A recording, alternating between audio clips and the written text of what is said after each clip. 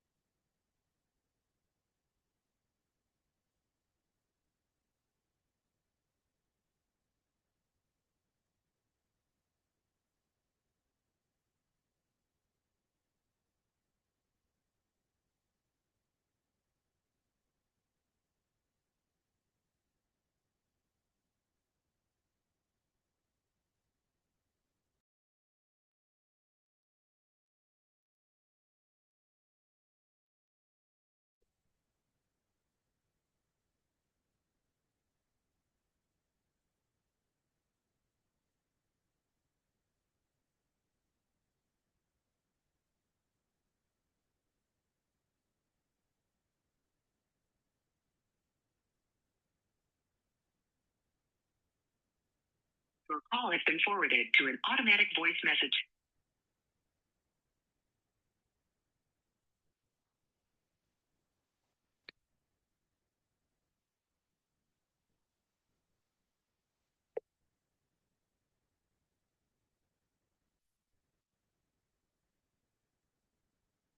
Hello? Hey, Jerry, it's James. Hey, James, what's going on, my brother? Good, good. I'm gonna send you the Zoom link for the interview for now. Okay. Okay, Oh, awesome. okay, hit me up. Okay, I sent it to your email right now. You did? Yes, if you can let me know if you see it. Hey, hold on a minute. Okay. I got stuff happening trying to work with this one hand. I just spilled some water. Oh, okay. She getting excited because you called. Oh, okay. Give me a second, brother. I Yeah. gotta clean this up a little bit here. No worries. I No ain't worries. even combed my head yet. No. Let me see, did I get it? At least we'll be that far. Okay, Hold okay. on. Yes, no I worries. just ordered some groceries so I can cook me some breakfast. Oh, Let me okay. check my email. Okay, yeah, I got the email with the Zoom link on it. Okay. You want me to open it now? Yeah, you can open it now and it'll bring you to I should be then you'll see Okay, my it says face. Zoom Workplace. Join the meeting. Allow. Okay. Turn on reactions. Use hand gestures to send reaction to okay, it's opened up where it's got my picture on it and it say join. Okay. Yep, yep. Allow. Okay. Okay, there you go. I see you. You see me? I no, I don't see you. You might have to turn the. Yeah. Let's see. Okay. Okay, hey, there we go. There we go. We got Okay, let me go Jerry. get a comb my hair, man. Okay, Jerry. Okay, just hold on for me, all right? Got you. Got you. Okay, Jesus Christ, I gotta go. Look like a vagabond right now. I'm doing stuff around the house, so with one left side not working, let me get a comb here. Yeah, no worries, no worries. We made it. I'm glad we got it. Yeah, Okay. scared you guys instead of doing animation, I'll be doing the monster. Oh, okay, okay. What's up, everybody? Right. I may have to jump up because, like I said, I just ordered a few groceries to be delivered by Uber Food, so you know how that go. All I right. gotta sit here with my door open and watch for them to show up with my little breakfast stuff, some bacon and some waffles. Because I'm just getting around the breakfast, even though I've been up since about 6:30. I've been trying to do some house cleaning, you know. I hear you. I hear you. See, It's a so process, a process. I ain't finished my first cup of coffee yet. But we're gonna do this, so I ain't tripping. You know, we're gonna make it happen. Yes, sir. I said I would. I'm sticking to my front. Oh, it look ugly outside. It's all gray and overcast. No worries. You guys. We're still waiting on Albert. I'm gonna call Albert one more time just to see if he can be able to join. But okay, give him a call to try this little stand that holds the phone and see if it works where y'all can still see me holding this phone. Mm-hmm. Okay. Still, I don't have to try to hold it with one hand. Oh, it's Jerry the Worm. He's so funny. One of the so we have some an audience of other dancers, different dancers here that are also excited to hear the stories. We have just some of the names. We have Leo, Kerney Mayers, Bryce, Earthwalker, and multiple other people. Where's Colin? Yeah. So they should be saying, "Good morning, Uncle Worm. What the hell's wrong with you guys?" Good, on the line. Y'all don't know how to say good morning? good morning. Good morning. What I'm gonna do, Jerry, is I'm gonna see if I can hear you on the computer. I'm gonna hang up real quick. If I can't hear you on the computer, I'm gonna call you right back. Don't trip. I was thinking about trying to get my tablet hooked up, see if I could get you guys on my tablet so I could get a better view. So you do your computer thing first, and after we get that together, then I'm gonna try to switch to my tablet. It's bigger. Okay. All right. Okay. Hold on for you. Do your thing, man. Okay. I'll be right back. All right. You hear this guy? Okay. Oh my God, it's so funny. And then I'm gonna just recording. I'm just gonna mute everybody, so just so we can make sure not too many voices at the same time. Let me. Right. Awesome, Jerry. I can hear you. Awesome. Okay. I'm gonna give Albert a call. Okay. We got Mark Newsome, Tony Newsome. We got thanks for coming through. Let's see. Oh, Tony Newsome's on the line. Let me see that rascal. Yeah, I ain't talked to him. Hey, Jerry Grill.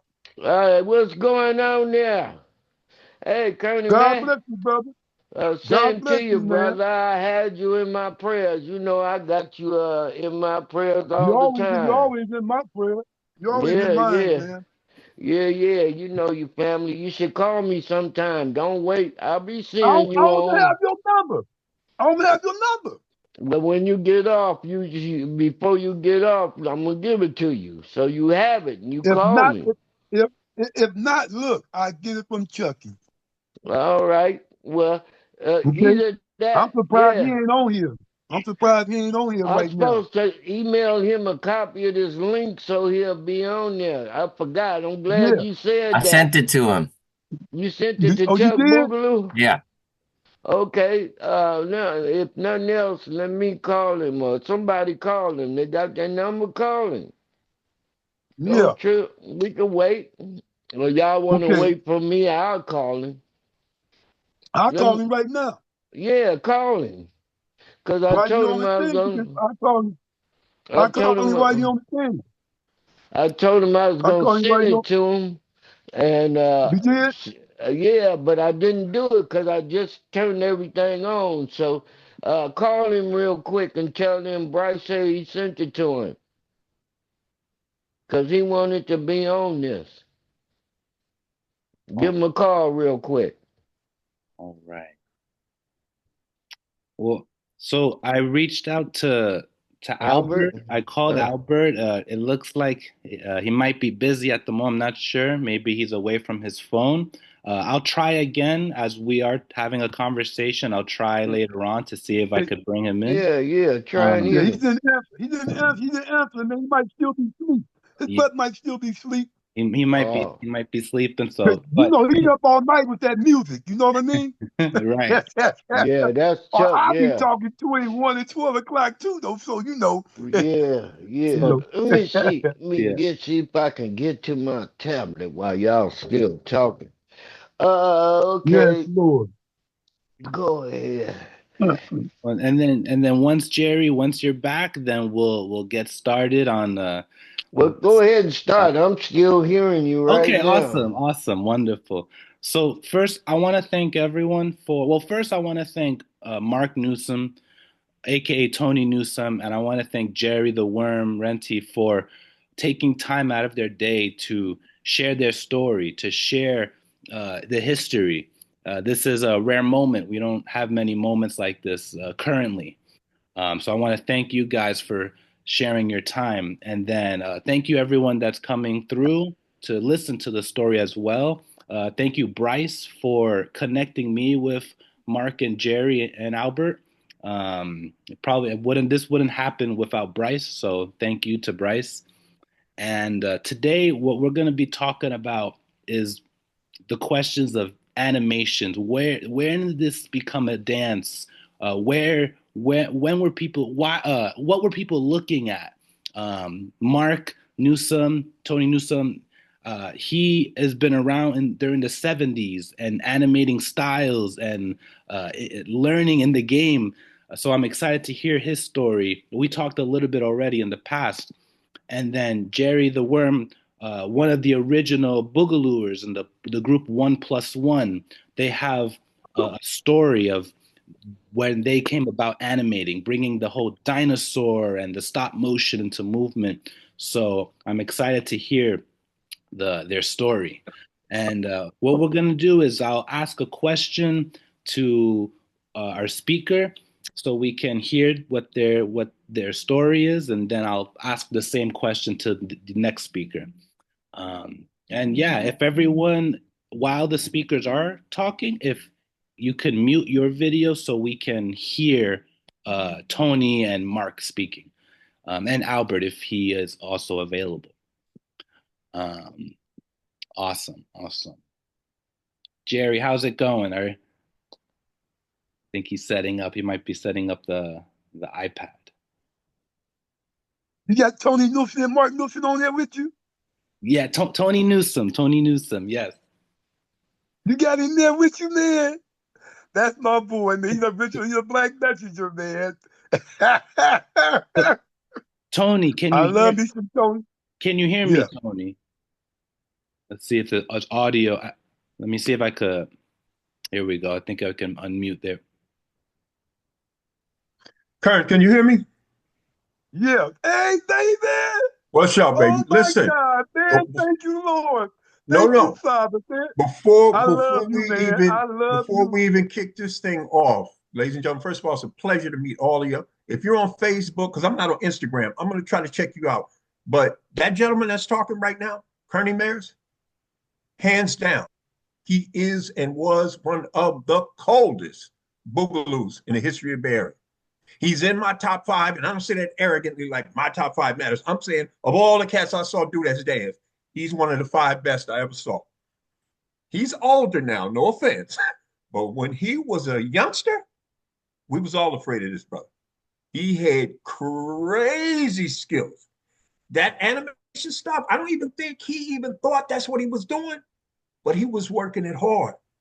That brother was cold-blooded, smooth as silk. Trust me when I tell you. I've seen some stuff from you, though, bro. And when you became a messenger, that touched my heart because you come from that dinosaur era, even really before me. You know what I mean? Quiet as kept, you know. And I want to share something with you. When I was 13 and 12 years old, I never told you this. Me, Steve, and Ted, we all sold candy, bruh. For the Muslims. When they was real young, and I used to dance around them. We used to go up on the hill with the fact by that school where they lived at, and they stayed in the house. And they used to come out to the van, we'd get in and go sell candy for the Muslims. And we were 12 and 13 years old then, man. You know, and a lot of people didn't know that I knew Steve and Ted from way back then because they got a large family like me. My sister used to match with one of their brothers, you know. But I wanted to share that with you, Tom. You learned from some bad boys. I didn't know some of his other brothers was Boogaloo, but I want you to share this with me, man, so I can get some history, man. But you was a bad son of a gun, too, so you don't take nothing from yourself. Don't you ever take nothing from yourself, even though them brothers taught you.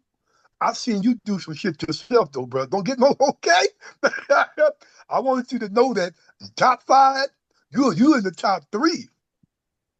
As far as I'm concerned, with me, as far as I'm concerned, you in the top 3. But I got to give you that honor because you used to come to my house sometime and kick it with me, man. You know what I mean? And that showed me the respect that you had for the dance, man. You had the respect for the message of period. You would come to where you staying at by Fremont High? And that area, you would travel from that. By Frick. By Frick, you would come towards our way all the time. You know? But you're right, though. A lot of stuff, I didn't know what I was doing. I just loved it to dance, man. Wow. You said it right. You had the skills, though. Wow.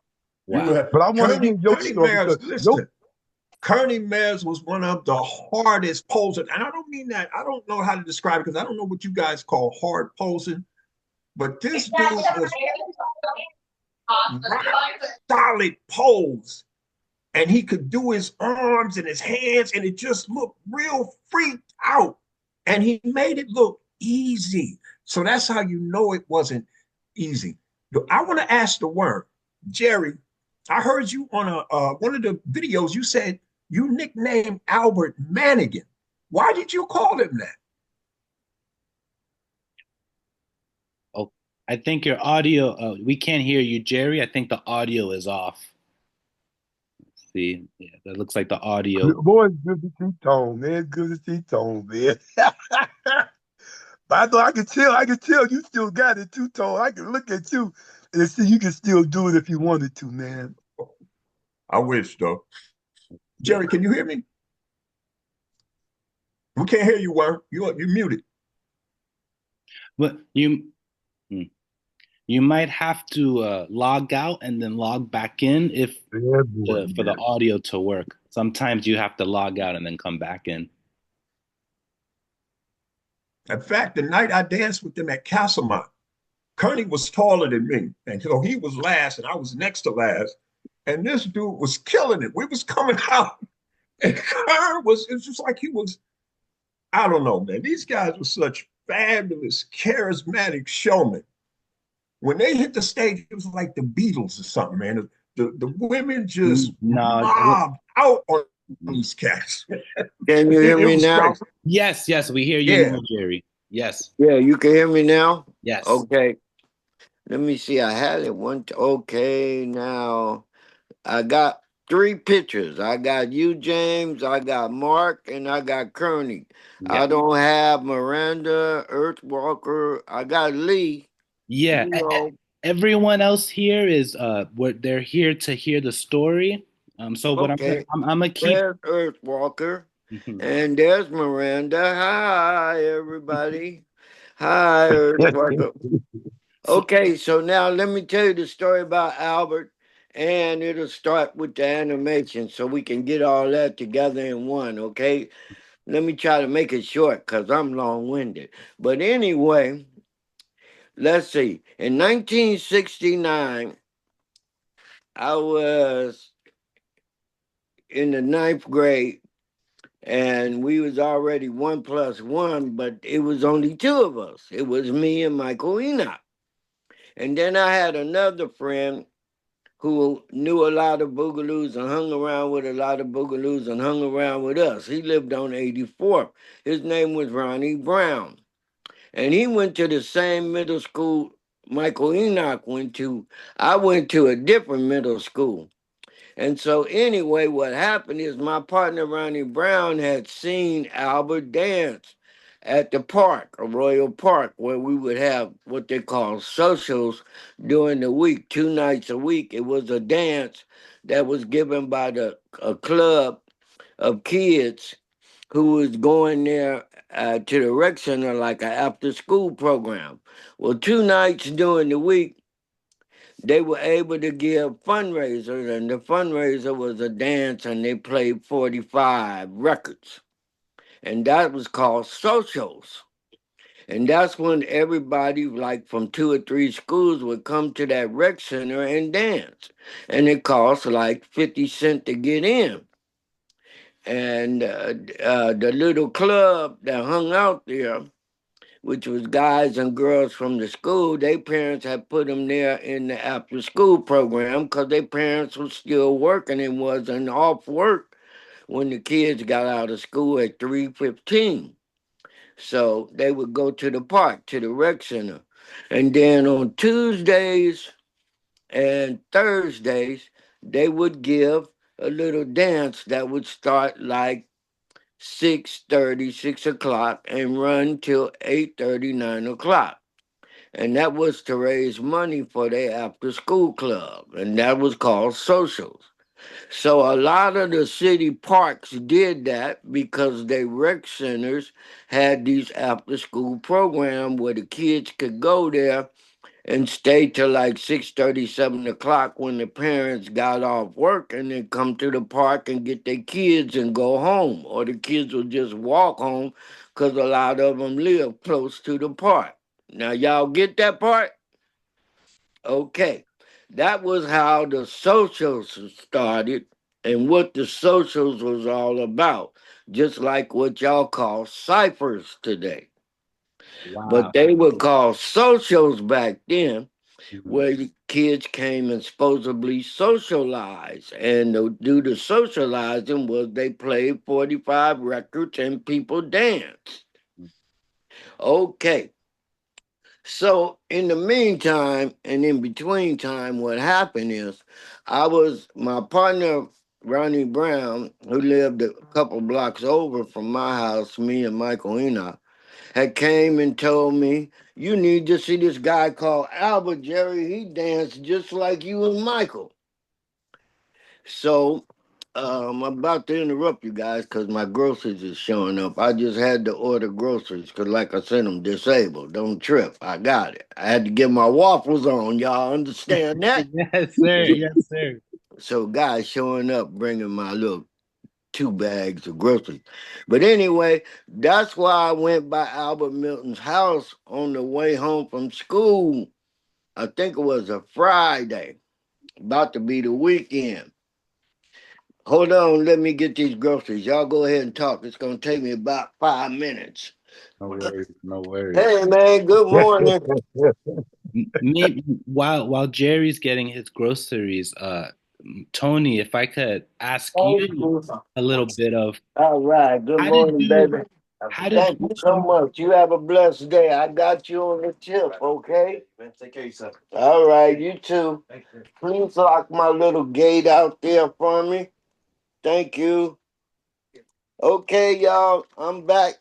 okay? The waffles is safe. I might have to hit a step when they pop out the toaster. I'm so happy. I hit a cripple crab step So, trying to get to the syrup. so Jerry, you So anyway, what happened was to finish this off. Got out of school 3:15. I was in the ninth grade, and it was a Friday, and I had worked my courage up to go find this dude. I said, "Let me go find this guy named Albert." So he lived close to East 14th, Kerney. He lived on 94th and East 14th, right off East 14th in the middle of the block. So I went to his house and I knocked on the door, right? And I didn't know anything about his family. But his dad answered the door and I asked for Albert. I said, "Albert here? I'm looking for Albert Milton." And his dad said, "Yeah, he here, but he can't come outside." And I got ready to turn around, then something hit me, and I turned back and I said, "Well, I'm Jerry Rentie. I came to see could he join my dancing group." And he said, "Albert can't dance." And then he closed the door, so I turned around to leave, and then the door swung back open, and it was Albert. And he said, "Who looking for me?" I said, "I did." He said, "What you want, man?" I said, "Well, I'm Jerry Rentie. My partner told me you can dance like we do. I came to see you. I need somebody in my dancing group." And he said, "Wait a minute, give me about 10 minutes." And he closed the door. Well, I didn't know at that time Albert was on a punishment because he had been getting in fights at his middle school. And so he went back, closed the door, went back in, and came out the window on the side of the house. And walked over to me and said, "Come off the porch, man." Because I'm still up on this porch thinking he coming through the front door, right? And I looked, I heard some noise and seen him come out the window. So I came down the stairs and he said, "I ain't got but a few minutes. I'm on punishment. I got in the fight." Well, I think he went to Madison at that time, down there in the back of Brookfield. So anyway, I said, "Well, let me show you what I do and show you some of what my partner do because I heard, you do the same thing. So I want to see what you do." So he said, "Okay, let me see what you do." So I started showing him some steps, and I did this step I had made up called Electric Basketball Player.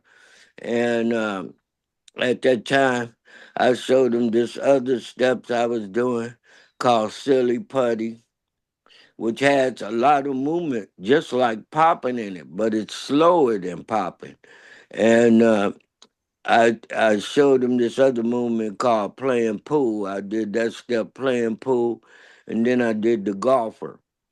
And then he said, "Oh yeah, I do stuff like that." He said, "Look, I do Iron Man. I'm Iron Man. That's gonna be my nickname." And he started doing this move, which is like lifting weights, because he was kind of built at that time. And what it was, he had been lifting a lot of dumbbells all the time. And so he started doing dumbbells real kind of, I would say, very close to animated, like boom, boom, like he was lifting, boom, boom, boom, boom, boom, boom. And so then he started doing moves from the Iron Man comic book. And I said, "Oh yeah, man, we do that too." And he said, "Oh yeah." I said, "Yeah, we got this thing me and Enoch made up called quaking, which was vibrating. That's what y'all call it." And I told him, "We got it off Time Tunnel." He said, "Yeah, I've been watching Time Tunnel too." I said, "Well, you know how they be rocking when they going through the Time Tunnel?" Wow. He said, "Yeah." I said, "We do that, but we call it quaking.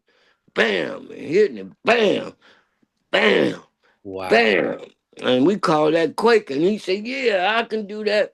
So he started doing it too. So then I said, "Come on, man, let's do a couple steps." So we started doing some steps together. And then I said, "Albert, I want you to be in a group." He said, "Well, I don't know, Jerry." He said, "Because I be on punishment a lot. Because when them, and then he said the N word. He said, when them mess with me down in Madison, because my family done moved from Madison, he said, I go to their ass right away."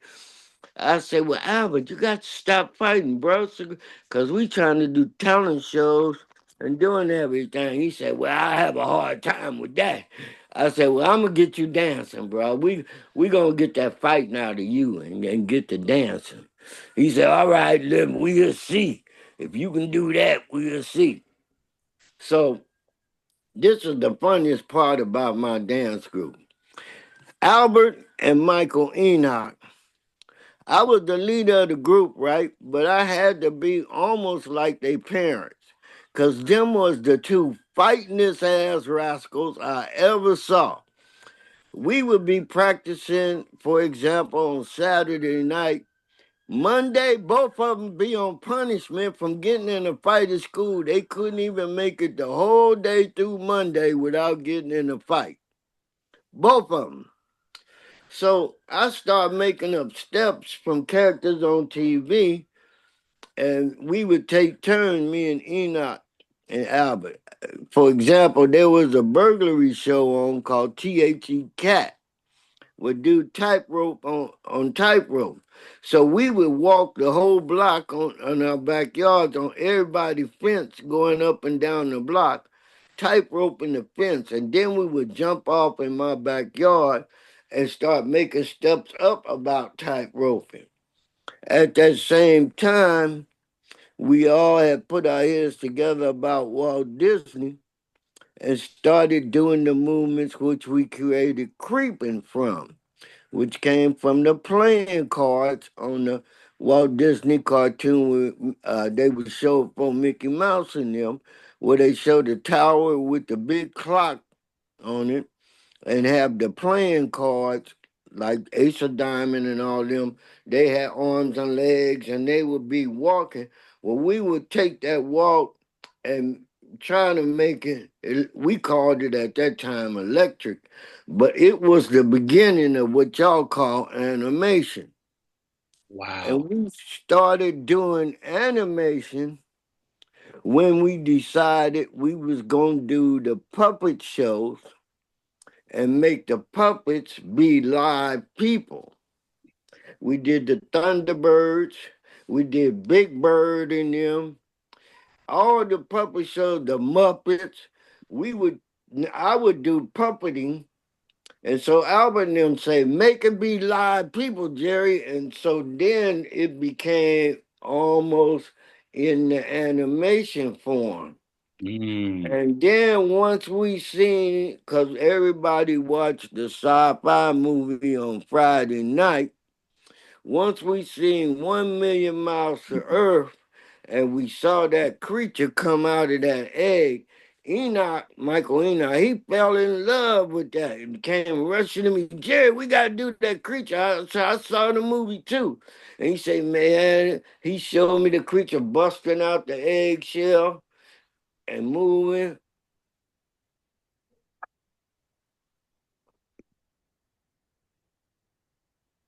Wow. So we started the animation from there, really. It started from that. But then, now, I want y'all to hear this part, because this is a secret I always had told Chuck, but I'm going to share it because you're talking about animation. I was still in the 9th grade. Me, Enoch, and Albert, we cut school and went to San Francisco. And we went to this movie theater called the Red Vic. And it was in the Haight Street, hippie town, hippie district. And we went there to go see this X-rated movie. But we didn't go there for the nasty part.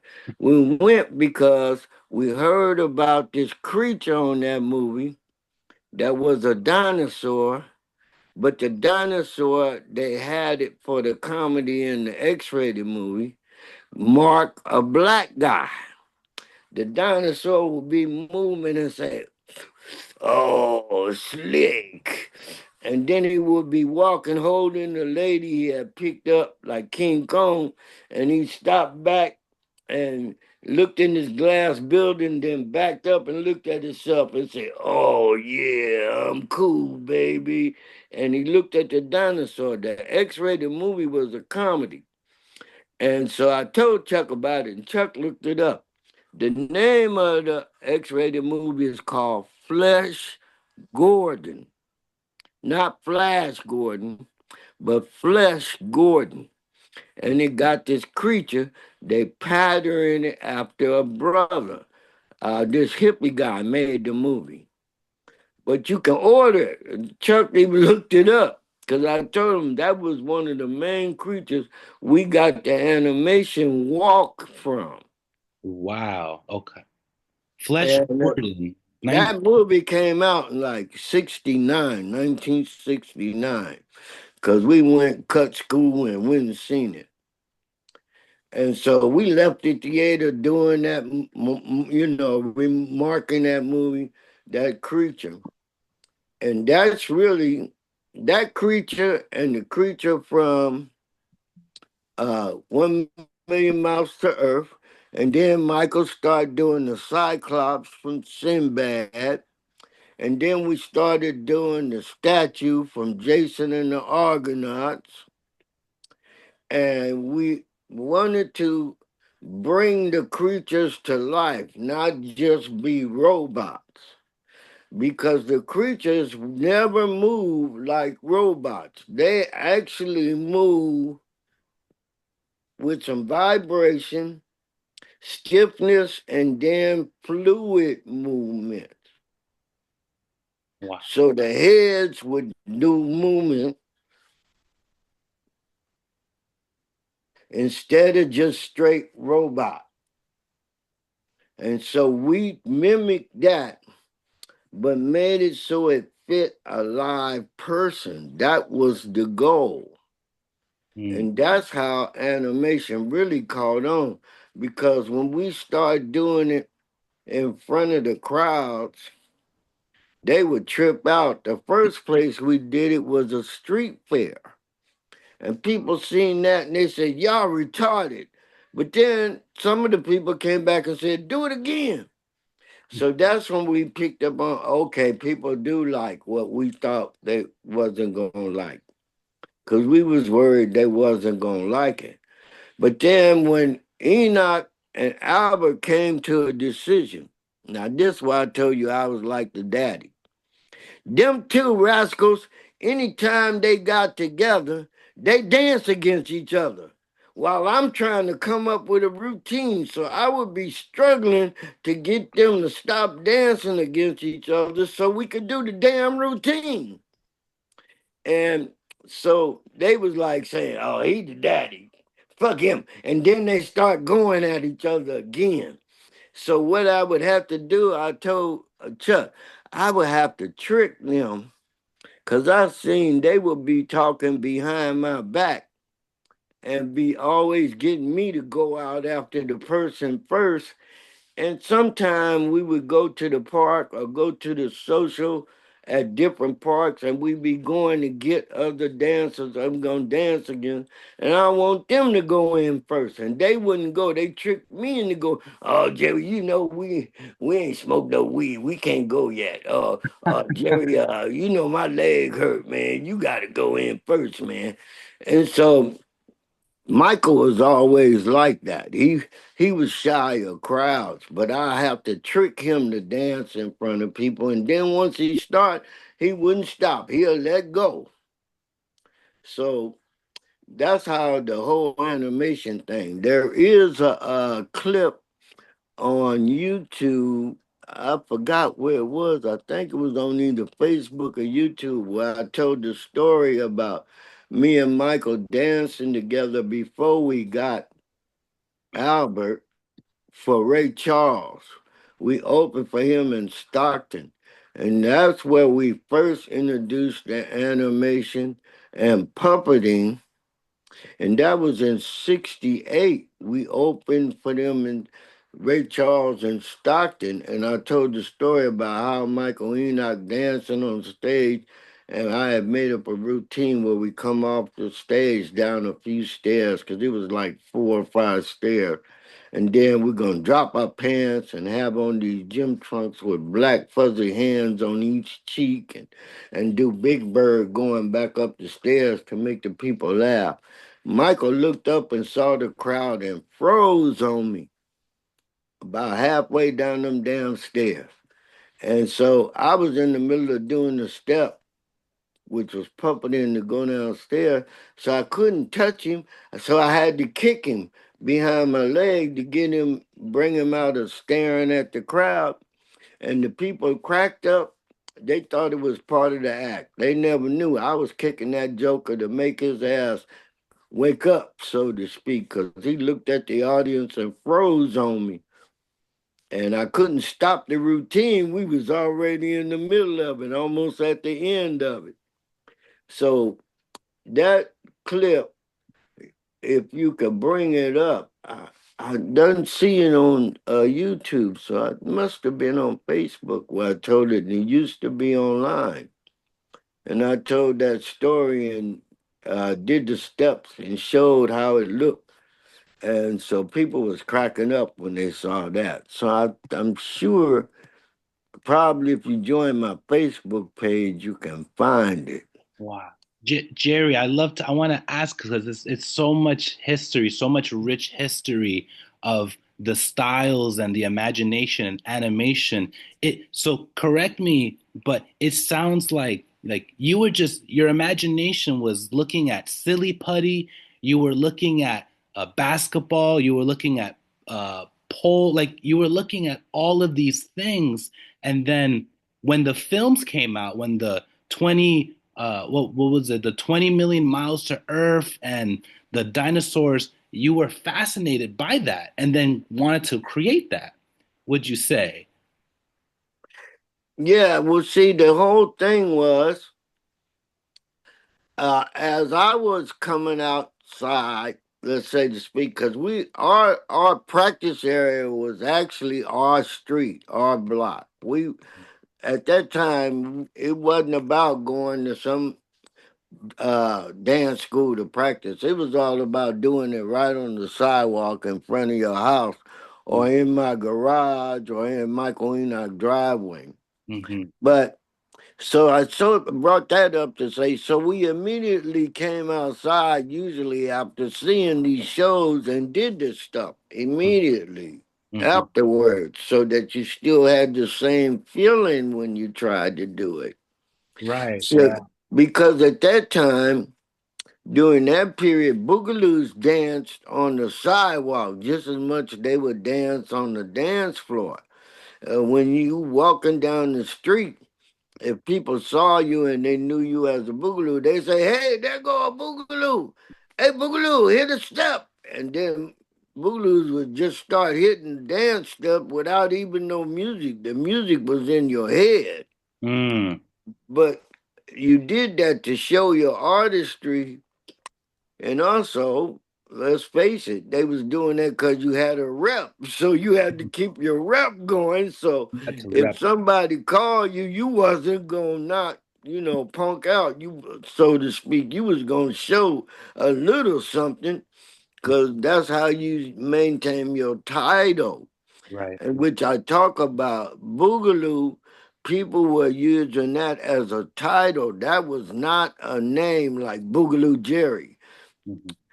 Jerry, Kerney, Allen, Kerney, Tony, Newsome, anybody, all of them could be Boogaloos, and they was called a Boogaloo. There go Tony, that's a Boogaloo. Hey, Tony, cut a step. And he would just do it right there on the sidewalk. And if you didn't, that word got back to school, and people would say, look at you as a phony, a fake, because you couldn't hit nothing. So if you wanted to keep your rep up as a Boogaloo, when people would say that, like I'm walking down the street and you and four partners sitting on the porch and you say, "Hey, there go Jerry, man. He's a Boogaloo. Hey, Boogaloo, cut a step." I would cut a quick step real quick so y'all wouldn't be going back to school saying I was a fake. You understand? You would be saying, "Oh, yeah. That brother's cool right there. That go that Boogaloo, man. I can't wait to see him dance." See, that's how you bring in your audiences. You had to connect with people. You couldn't be no, you know what I mean, shy guy, which is like I tell you why I had to trick Michael Enoch a lot of time into going after people. You know what I'm saying? Because that's what the actual term Boogaloo was all about. You got out on the floor first. We was known for starting the party. We Mm. They had house parties. We show up at your house party. People be standing around while the record start. The girl would say, "Yeah, go start the party, man. You Boogaloo. If you a Boogaloo, go start the party." We used to argue over on the way to the party. Watch this. I'm finna start them getting up. Oh, no, you ain't. I'm gonna get it first. Oh, no, you ain't. I'm gonna get it first. You Wow. know, Wow. that's part of being a Boogaloo. You hit the floor first, and you couldn't be scared. You had to come out with it. Mm. Because other Boogaloos, they would try and beat you. They would challenge you. You know. So I went all over Oakland dancing against people, out to Berkeley dancing against people, Richmond, wherever. Usually they said we hunted people like a little wolf pack. It was like, Jerry, there's a Boogaloo over there on the other side of town. Oh, yeah? Yeah, they say they could beat you. Oh, let's go get them. And Mm. that's the way you went. Wow. And you did it like that because the mascots from the schools, they were like, I used to say this to people, they were like the king of the school in dancing. The mascots were the kings of the dance. Yeah, Mhm. because they had a dancing contest, and whoever won that contest was elected to be the mascot by that school's student body. And so, actually, I'll tell you, I never got to be the mascot. Michael Enoch did. I Mm. was busy at the time because I had a little girl pregnant. So I missed the day they had the dance contest to be the mascot. Michael went because he was at school. I had cut school to be with this girl all day who was pregnant by me. And Mm. Michael won. And there's a funny story about that. But I'm the one that made up the dance called the Electric Night and showed him the step to do for the night because he came home after school and I was just coming from the girl house I had pregnant. And he said, Jerry, I won. And he had the night uniform. Well, the dude who had been the night before him was almost 6'2". And Michael was like 5'2". And so the sleeves and the legs was hanging off. And so yeah, we was cracking up because the suit was like 2 times bigger than him. Wow. So that gave me an idea. I said, you know what? I'm gonna make up a step for you to do. And he said, yeah, make up something. I gotta get my sisters to sew this uniform so it fit. So while he was in the house talking to his sisters, I was in the driveway. And what had happened, we had made up a routine from Jason and the Argonauts when the skeletons come up out the ground and the magician, he was the one throw the teeth out in the dirt and the skeletons came up out the ground with swords and shields. And Right. so I I'm was gonna pull that trying to clip up. do that. Mhm. And then I start thinking about a night. And so I made a step up where the night, you're not going to step up in the night uniform and then act like he getting down, clock down, and put his arm like he getting in the shield and pick that shield up, and then that other arm he gonna draw the sword, and then be going forward, doing a forward creep. And so he liked that, and he put some more, I would say, kind of robotic movement it because he had been always liking to do lurch off of the Adams family. That was one of his favorite steps, doing lurch.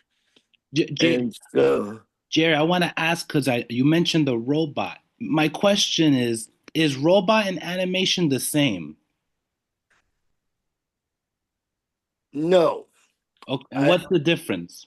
the difference is robot at that time, was a stiff, kind of had posing in it, then or hesitation, then movement, and it was always like straight line. Mm. And what I mean by straight line is when people did the robot, they normally walked straight forward. They didn't do circular hip movements or circular shoulder movements to do it. And so the difference was when Enoch, we called him Enoch, Michael, started marking Lurch. Lurch didn't always do straight, stiff movements like Frankenstein, who did stiff movements like that. Lurch would do shoulder, as you see, the shoulder raise, and then move his arm. Mhm. So we looked at, I guess the best way is how people later start calling it isolations, where you move the shoulder and don't move nothing but the shoulder. And then once the shoulder rotates down, now the head moves. Then when the head moves, now the arm moves. Mm. So those isolated moves Before my time. kind of stood out for you while you dancing against somebody. You know what I mean? And that was what separated the robot and animation. Yeah, it more or less separated because you, in doing the animation, you wanted to show more movement of separate body parts at the same time in one fluid movement. It Mm. wasn't a clock up with the arm and then a clock straight. It was bring the arm up, bring the shoulder up, rub it down. Now vibrate the arm out. Now reach for something. And why vibrate? Why was vibrate a very important part of animation? The vibration is what actually shows the living part of the person. Instead of when you did the robot and did that straight arm movement, it didn't make them come to life. What made them come to life was the vibration in it. Okay. So when somebody would say they're a really good animator, what does that mean? If someone was to say, I'm a really good animator in your time? It would mean three different things. One, they brought their body to life by the interaction of all the parts separately, Okay. but in one fluid movement. Okay. Two, I saw this film clip on this guy in LA saying that he learned from somebody called Animator. I forgot. Chemo know that name, whatever it is. Chuck the one told me about it. And I watched this dude, he was teaching and he's using King Kong clips and was trying to tell people how to do animation, but he was telling them wrong. He had these people laying on the dance floor in this dance school, rolling back and forth, calling himself teaching them animation. Mm. Well, and he was, now this is just my opinion, he was teaching them wrong because he was trying to teach them how to do King Kong. He was imitating King Kong. And what he was doing wasn't really close to animation. It was more like trying to do puppeting, but not knowing how to do the puppet. Mm. Because in puppeting, you just straight arm and move. Like when I did Scarecrow. I'm not bragging, but nobody had never done Scarecrow till I did Scarecrow, and I got that from The Wizard of Oz. And I did that on stage for him down in Elmhurst. And I was in the 10th grade, I think, at high school, and I went down there to dance in the talent show for him because the girl asked me that was giving it. And I did Scarecrow on stage. But at that time, when I did Scarecrow, it did see straight arm. It didn't do vibration and then turn. It just straight arm. Bam, bam, bam, bam, bam. Swinging it around straight arm, then coming up. Boom. and then wiggle, boom, and then head, boom, and then arm.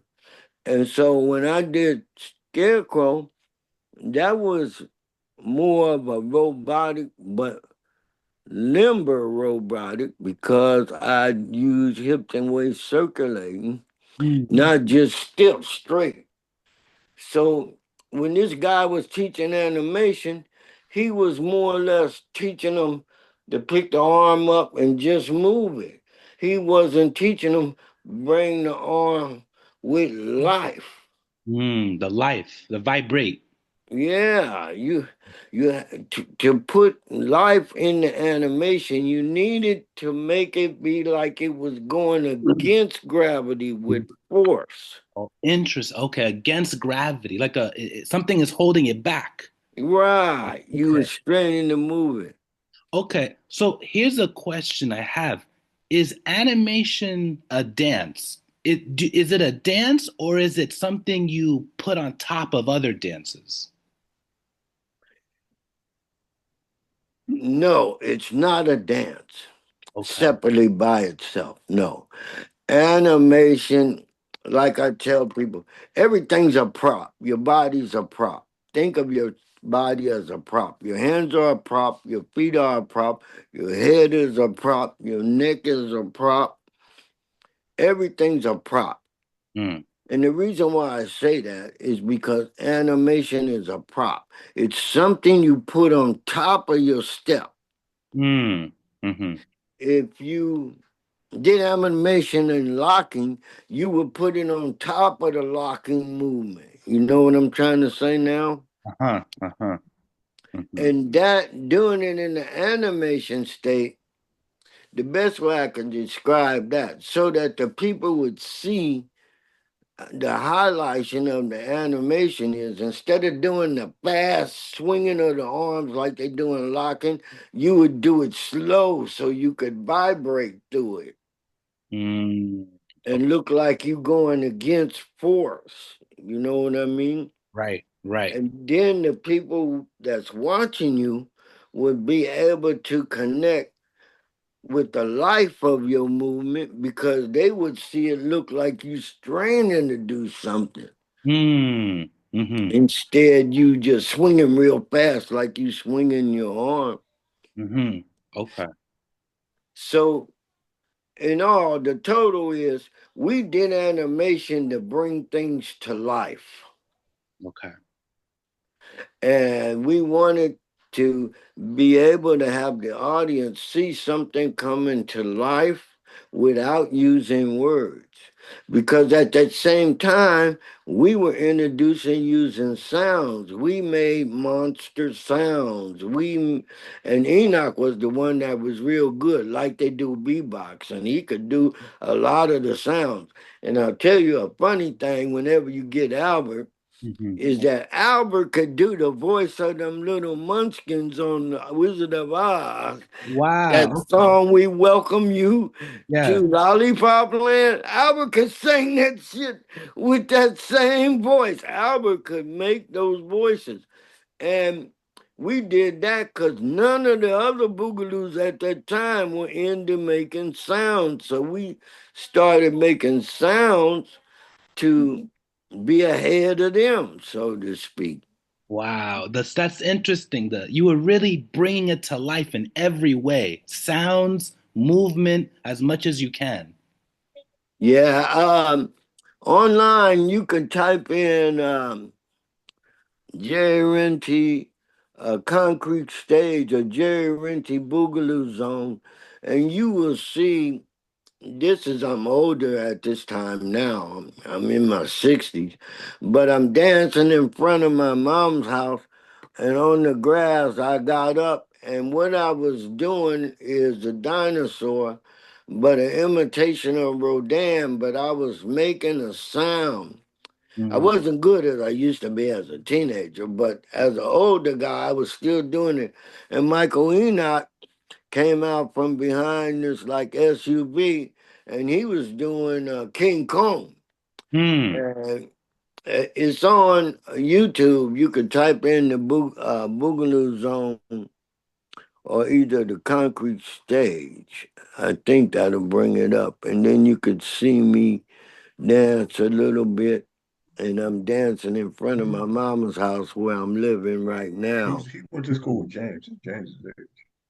But on the Boogaloo Zone, that's where I jumped and landed on the grass and got up doing summer Rodin. Wow. Doing the dinosaur.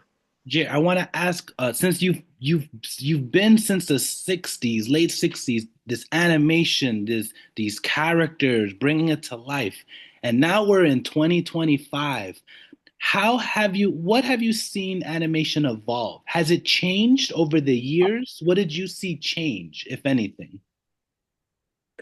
Well, the biggest change is you only really see a lot of real animation only once in a while.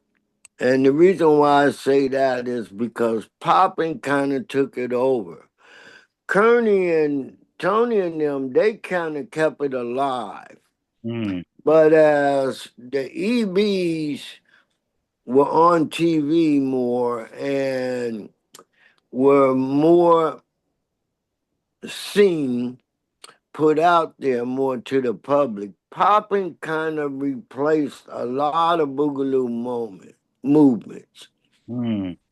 And I don't, I like and respect the poppers, but there's so much drama going on behind people making up stories until I tell Chuck. A lot of it is people just want to be involved and they want to be connected, and a lot of them want to be recognized because maybe they dance good in their particular environment. So a lot of people make up a lot of stories to kind of fill holes when they get to the part of their story and they're not telling the truth. So, I try not to put nobody down, point their fingers at them and put them down.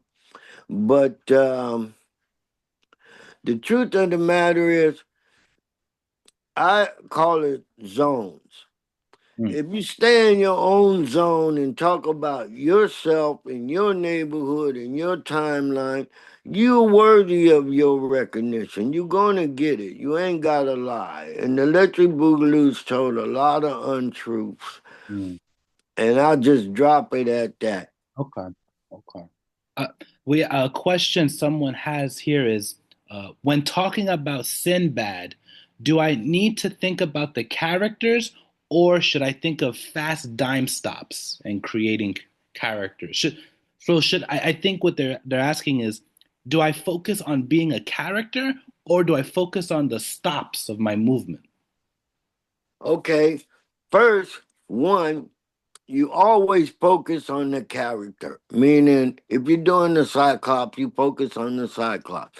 If you're doing some of the people, excuse me for a minute, somebody's at my door. Hey, man. Yes, sir. Okay, let me unlock it. I'm in the Zoom room meeting, so come on in. I'm gonna be in and out, man. I gotta get the weed whack. Take your job. Okay. Uh, I added your what's her name to that juice in there on the top shelf. Oh, to that snapper? Yeah, I made it a cooler.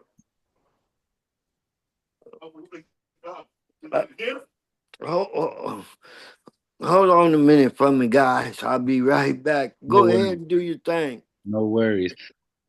Yeah. I put a straw in it.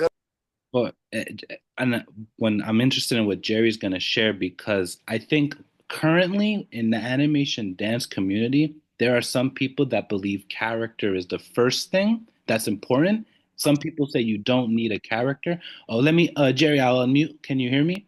Yeah. So I want to rephrase my question.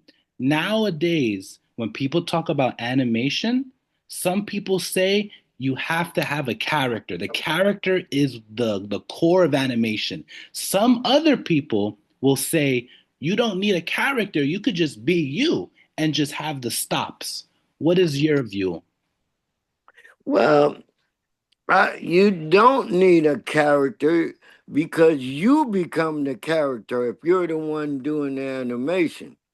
But the idea is normally when you do the animation, you are patterning yourself after some kind of character you use your imagination to make up. Mm. Like I say, everything is a prop. So what I also mean by that, your imagination is a prop.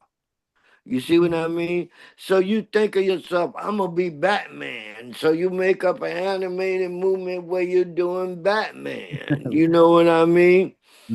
So you gonna be, for example, one thing Michael had got me hooked on was we was coming home from school one time and he saw these construction dudes in the middle of the street and they wasn't doing nothing but breaking up concrete, but he saw the guy using that hydraulic jackhammer. Right. And he went crazy making up dance steps doing the jackhammer. Wow. And the reason why I use that as an example is because he got in character to be this guy holding up this jackhammer and then doing all that jerking the jackhammer did. And then he got in character, the guy when he got through, he put the jackhammer down, but he was still vibrating like from doing the jackhammer. So it's open for any dancer to do animation. It's just that at some point you're gonna be doing animated something. You're gonna be doing an animated pizza guy to spinning a pizza to somebody riding a skateboard. That's a lot of stuff we did with that. Riding skateboard, helicopter went on, meaning the blade, the tennis player playing ping pong. So for me, I was always getting into some kind of character. Okay. Now, for other people, if they don't want to get in the character, from what I've seen, they do. These guys be doing tutting movements.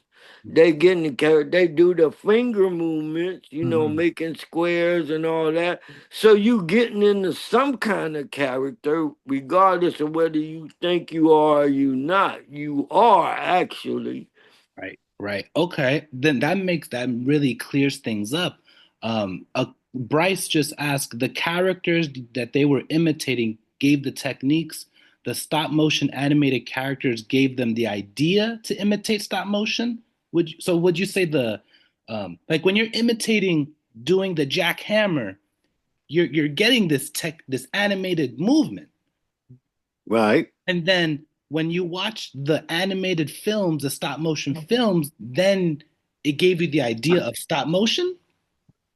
No, the actual.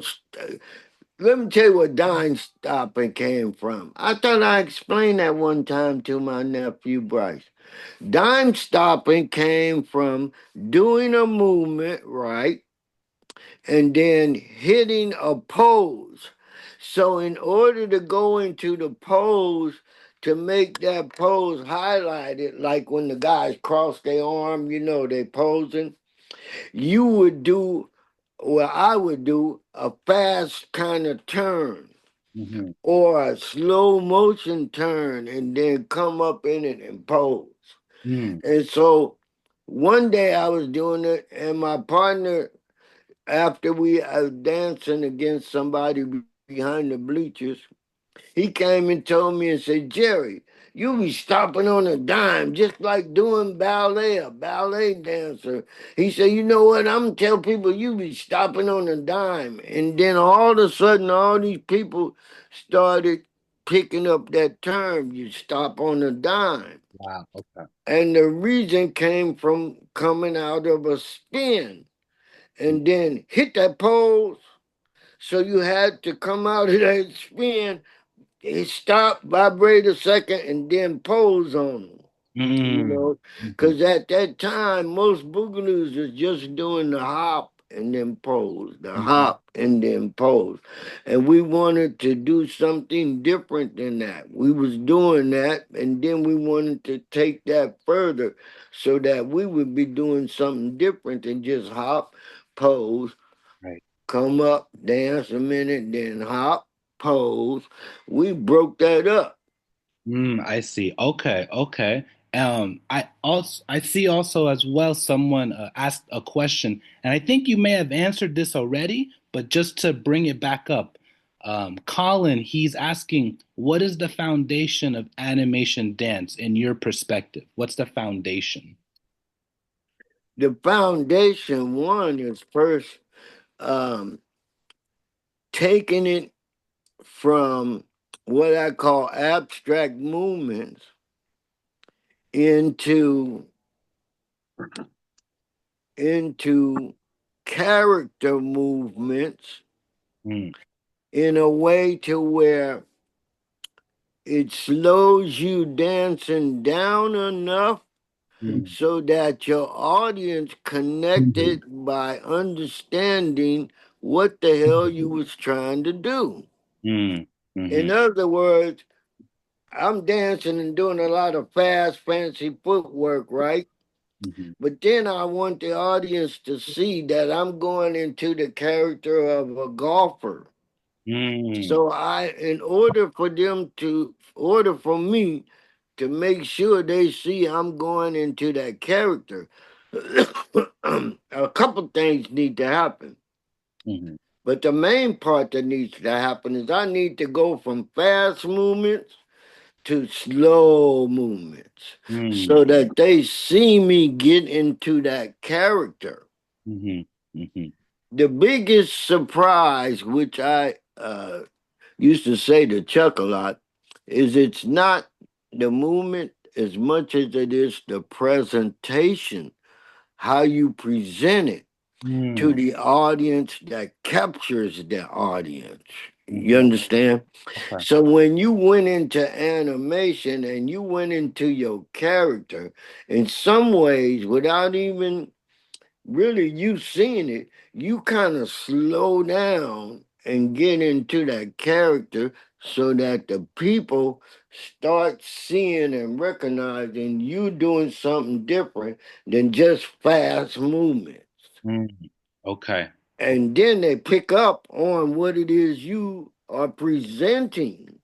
Mhm, So if you go into the golfer from popping, you want to pop and then come out of that pop kind of slowing down and turning into somebody walking. mm, See what I mean? right. And then the audience will pick up on you changing pace and you becoming some kind of character. That's how you get the audience into saying in their mind, oh, what's he doing now? Mm, You see what I mean? Because that's what you want the audience to do. You want that inner reaction from the audience. right. That's what most boogaloos were striving for. They wanted the inner reaction coming back from the people. You wanted the people to start rocking with the music and rocking with you and say, whoa. Mm, Ooh, what's daddy did? Oh yeah, I gotta do that. You see, that's inner reaction, the feedback from the audience. right. Right. Okay. Okay. I have two more questions, and then I want to hear also Mark his what his thoughts are on animation and what he was watching as well. My first question I want to ask you, Jerry, is what what was some of the craziest movements you saw in your time when you were battling or watching people battle? What were some of the memories that you're like, wow, that was crazy what they did? Something that was animated. If you could tell a story of a something you saw that was crazy. Man, the craziest one, the one that caught all of us neighborhood guys up here in the 80s, was there was this guy, and he called himself the clown. And the clown, which I found out later, Kerney kind of knows one of them. They had a dance group called the Five Clowns. And this dude called the Clown, they would come over here to East Oakland and dance. They had a dance group. Mhm, And the Clown caught on to us boogalooing, and so he went back and learned how to boogaloo, and he came back doing the man who walked on the moon, that astronaut that first walked on the moon and planted the flag. Right. And he went from doing fast movements into what we call slow-mo, Right. doing the astronaut walking on the moon in slow motion. Mm. And what he did for that to bring it to life, once he saw me and Enoch at the rec center in the Royal Park putting animation at that time into the Cyclops, he said, man, okay, I'm going to put animation into the astronaut. And us kids, you know, younger kids, you use a shortcut. We talk in code when you and your teenagers. And that's when we called it moonwalking, because he did the first slow motion of walking on the moon. That was the moonwalk then. That's the And original. we called it moonwalking, right? But it wasn't the kind of moonwalk Michael Jackson and them did. It was a slow motion with animated movements that he was stepping up high and leaning back and making his shoulders come down as if like he was floating in space. You know what I mean? Okay. And that was that, man. That drove all us crazy. We was all laughing at that. Oh shit! And then some of the neighborhood boogaloos, they started copying that stuff. So me and Enoch came back and said, "Oh man, Duga, he done blowed us out the water." That was a term used to say they beat you. Okay. And so I said, "We gotta come up with something for that, Enoch." And he said, "Yeah." He said, "So this what we gonna do." That's when we came up with the Jason and the Argonauts one, where Enoch became the wizard and walked, and he animatedly throwed them teeth out like that wizard throwed them teeth out in the dash. And then I came up being the skeleton with the sword and Mm. start creeping, coming forward like they did, and I made the noise, yeah, yeah, yeah, yeah. And that's when the skeletons charged. So we came up with that routine. But that was all because we saw the clown do the moonwalking, as we called it then.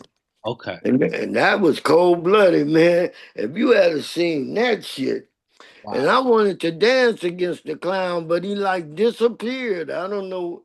He Right. never came back out to our area, so I never got a chance to dance against him. But boy, I sure wanted him. Wow. Because my partner David Solomon, who helped me make up the backslide, he went to the same high school I did in the 10th grade. And he was the one who said he could do that the clown real good. He used to mark me just to be messing with me and Michael. But he used to come down here from the 50s. He used to live up on 55th. So, Okay. Wow. And my last question at the moment, and then I want to hear from Mark is Kerney actually asked this question. He says, "What's the difference from animation, posing, vibration, and trembling when moving the body? Is there a difference with those words?" animation and trembling, I would say that's probably the difference. Animation and vibrating is the same, Okay. pretty much, except for I think when you're doing the animation, you add a little more than just doing vibrating. In vibrating, you actually doing a move, but in animation, you're doing a character. So that's probably the only difference. Um, in trembling, well, for me, I didn't never hear that name, trembling. Hmm. What we started out with was clocking, and then we went to ticking. Mm. So I don't know if trembling is different from clocking and ticking. I don't know. I never heard anybody say, "Oh, that dude is trembling." We never, that one didn't cross my path, so I couldn't really comment on that because I don't know what trembling is. Right. Okay, got you, got you. Okay, and I wanna, Mark, I wanna ask you. Let's see if you're there. See, I think Mike might be checking some stuff at the moment. Once he comes back on the screen, we'll transition. Hey, I'm sorry. I just had to run to the bathroom. Oh, no worries, no worries. So I wanted to, Mark, to hear your thoughts, man. I know we were just, Jerry sharing about this animation, these movements, and these, it's crazy. All of this information. I wanted to hear your thoughts on animation. Where do you, how do you come about it, and how do you view animation? Well, first of all, let me say this. Worm, at some point, I want you to answer this question because you made a distinction, and I want the New Jackson to catch this. When Michael Jackson did whatever that movie is you want to call in the 80s, this guy had already been doing that in the early 70s. But Jerry, you guys didn't call it moonwalking back then, right? No. Exactly. So, in fact, let me say this too, ladies and gentlemen, because this is going to be all over the world. I've had several people that know the worm. When I first heard of Jerry, a friend of mine's brother, Mark Hudson, he had an older brother named Michael. He used to tell us about a dude at Casamont named Puppet. I didn't know that referring to Jerry until I got to Casamont. And Ronnie Randolph said, "Yeah, no, that's Jerry Rentie." He said they used to call him Puppet. So the reason I say that is these guys, now Kerney and myself, we're what you call second generation. These guys taught us. We indirectly watched them, studied them, and then when they moved on, we came into our own. And obviously, the youngsters behind us watched us just like they're doing you guys now. But Jerry was already doing that, and several people, Worm, I don't know if you noticed, several people have said to me, Jerry Rentie has the coldest backslide they ever saw. Now, I'm talking Bay Area now, right? I mean, several people have said that one. They said that backslide you had, Kurt, you know the late James Miller used to backslide. I never saw James backslide, but several people say as cold as James was, they couldn't touch Jerry. Now, the other thing I want to say about that, and I'll answer your question. I'm not trying to avoid your question, but here's something I got to say. And this is going to be seen all over the world, so I kind of feel bad saying this, but I got to say it. The night the messengers, the black messengers and the black resurgents squared off, it was only those two groups in this show. They packed this auditorium, and they had more people outside like it was a school day, but it was nighttime. They sold this thing out. So we're sitting in there now. 2 years before, I saw the messengers. We danced in the show with them at TASA. They were okay. The group I was in, the Soulful Movements, we were okay. So I was completely uncompared to what I saw that night. These guys were superstars the next time I saw them. They went one-on-one, and they both performed. The Resurgence did what they do. The Messengers did what they do. So, and I'm going to say this, it caused some rift between me and my boy Kerney here, but the first time I saw Kerney Mayers, he was okay. So when I saw what I saw that night, Kerney destroyed Ricky Wilson, destroyed him. I could not believe what I was seeing. He was a different dude. And he can show you what he did, but okay, they had all, did the thing. They had danced. And if you ask anybody, I guarantee you it'll be almost 50-50 or 64. Like I say, who won? This one won, that one won. When it comes to Ricky and Kerney, it's probably like 99-1, if not 100% for Kerney. Because Kerney came out, he had this maxi coat, right? Now just imagine you looking at this from a side view. He held up this coat, and you could see his feet, but you couldn't see nothing else. And so he kind of like took a couple of steps out, right? And then he dropped the coat and stood up. Boom! The crowd and he starts sliding across the stage. But here was the thing. It looked like something was pulling him and he didn't want to go. And he was sliding across, and the crowd erupted. And then he got right up on Ricky Wilson. We call it four corner.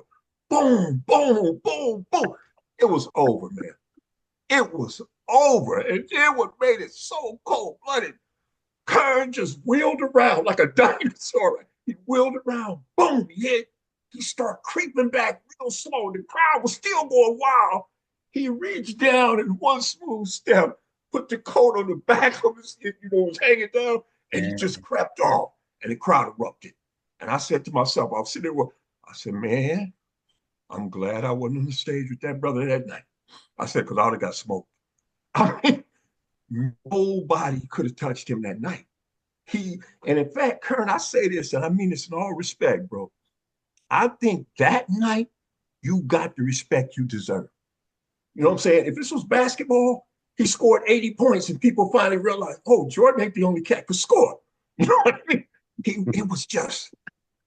It was masterful. And here's the thing. We're never going to know.